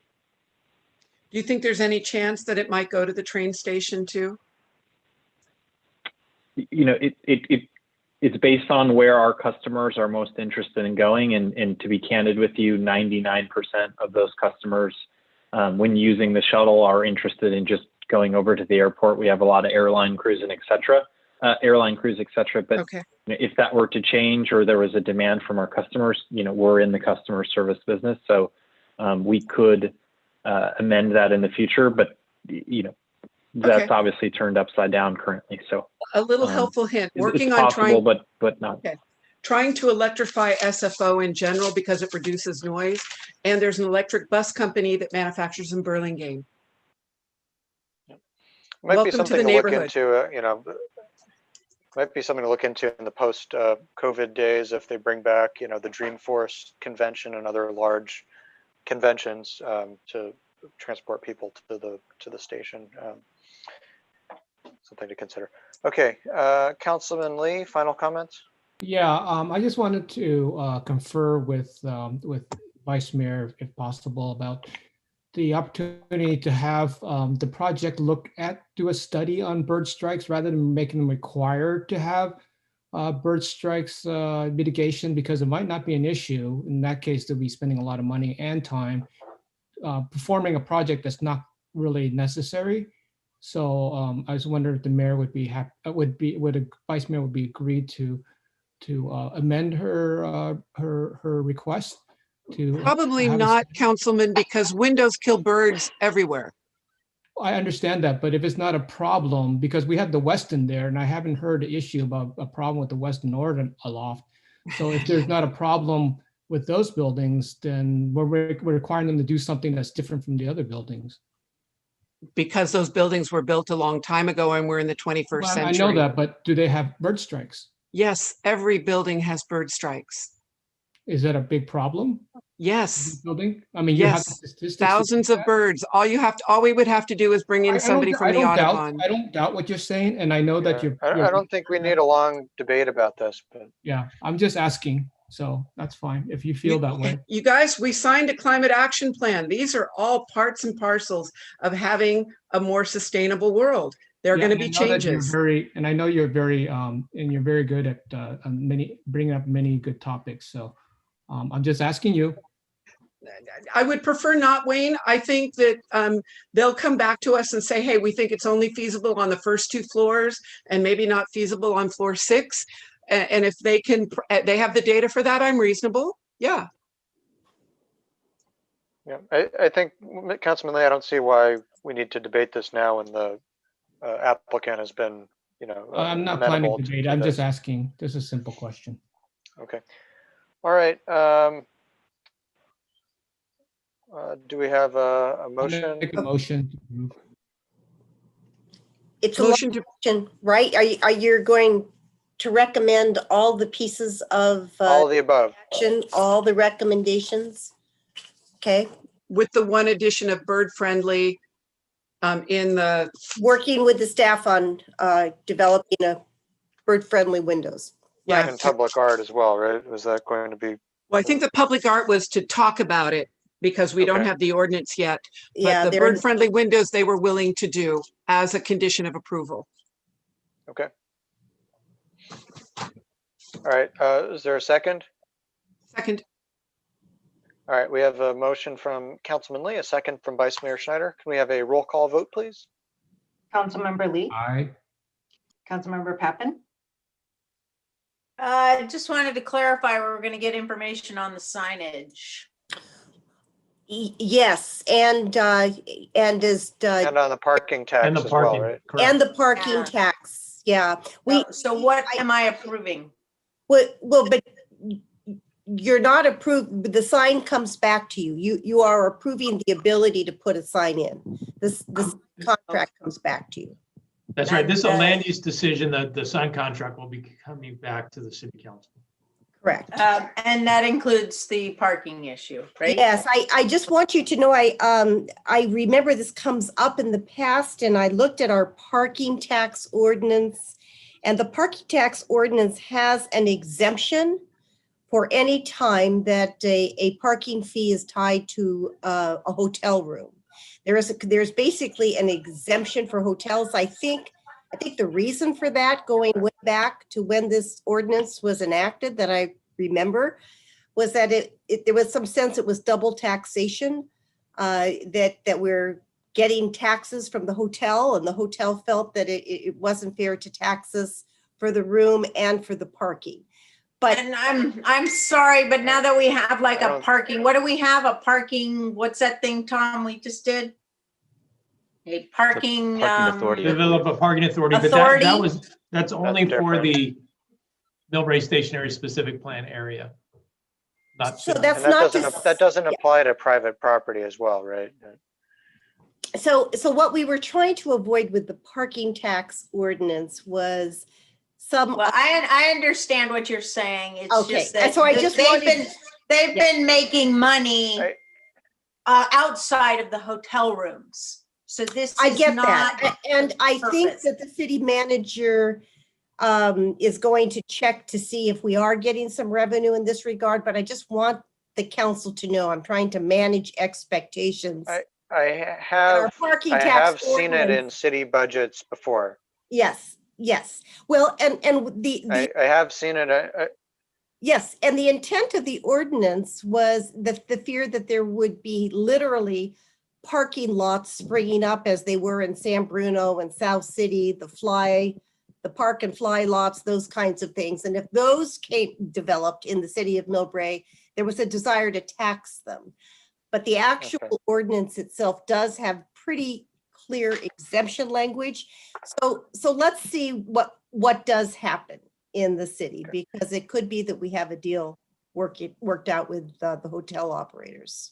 Yeah, I apologize to interrupt for the roll call vote here, but I have seen it in the city budget before. Yep. Revenue from parking tax, and it was specific to this hotel, to the Westin and Aloft. Yeah, it was somewhere in the ballpark of $20,000-$30,000 a year. It wasn't and you a know lot what of I money, think? but it was something. Yeah, and I think what happened over time was that they had a lot more land, and they were using it literally just for airport parking, and it was not associated with a room. But I just wanted to manage expectations so that the council understood that to the extent parking is an amenity somehow aligned with the rental of a hotel room, it is not subject to the tax. But I think what happened over time is that there are areas which are just used for airport parking. And those. Let's look into that at another time, but can we proceed with the just vote? that is correct. What the city attorney just said. It's the excess parking that's used for airport parking that we collect a tax on. And Mr. Mayor, you're correct. At the annual value, but I'll get those exact numbers to the council. Yes, and my expectations are clear, as I hope the hotel operators' expectations are clear to that as well. So yes, vote. Yeah, just to clarify, Tom, we lost our lease with the Park and Fly due to COVID, so that on-site business is no longer, and it's just guest parking at this point. There we go. Yep. I received a yes vote for Councilmember Pappen. Councilmember Oliva, please. Yes. Vice Mayor Snyder. Yes. Mayor Holliver. Aye. Okay.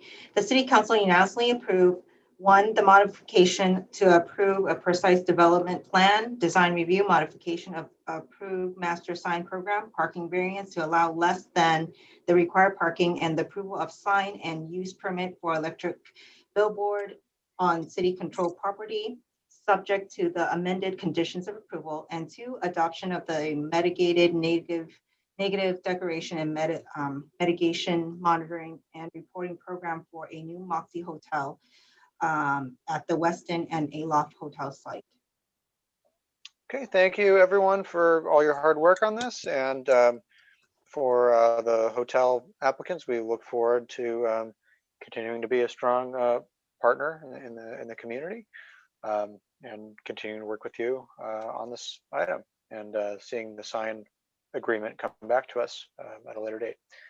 Okay, it's getting late tonight, I think, due to the lateness, and we are, as was mentioned earlier, not going to have item number 14 this evening. So I think due to the lateness of the hour, we will forego council comments tonight, and we will be back for our next regularly scheduled meeting on November 24th. So we'll see you all then. Thank you all and have a good night. Good night.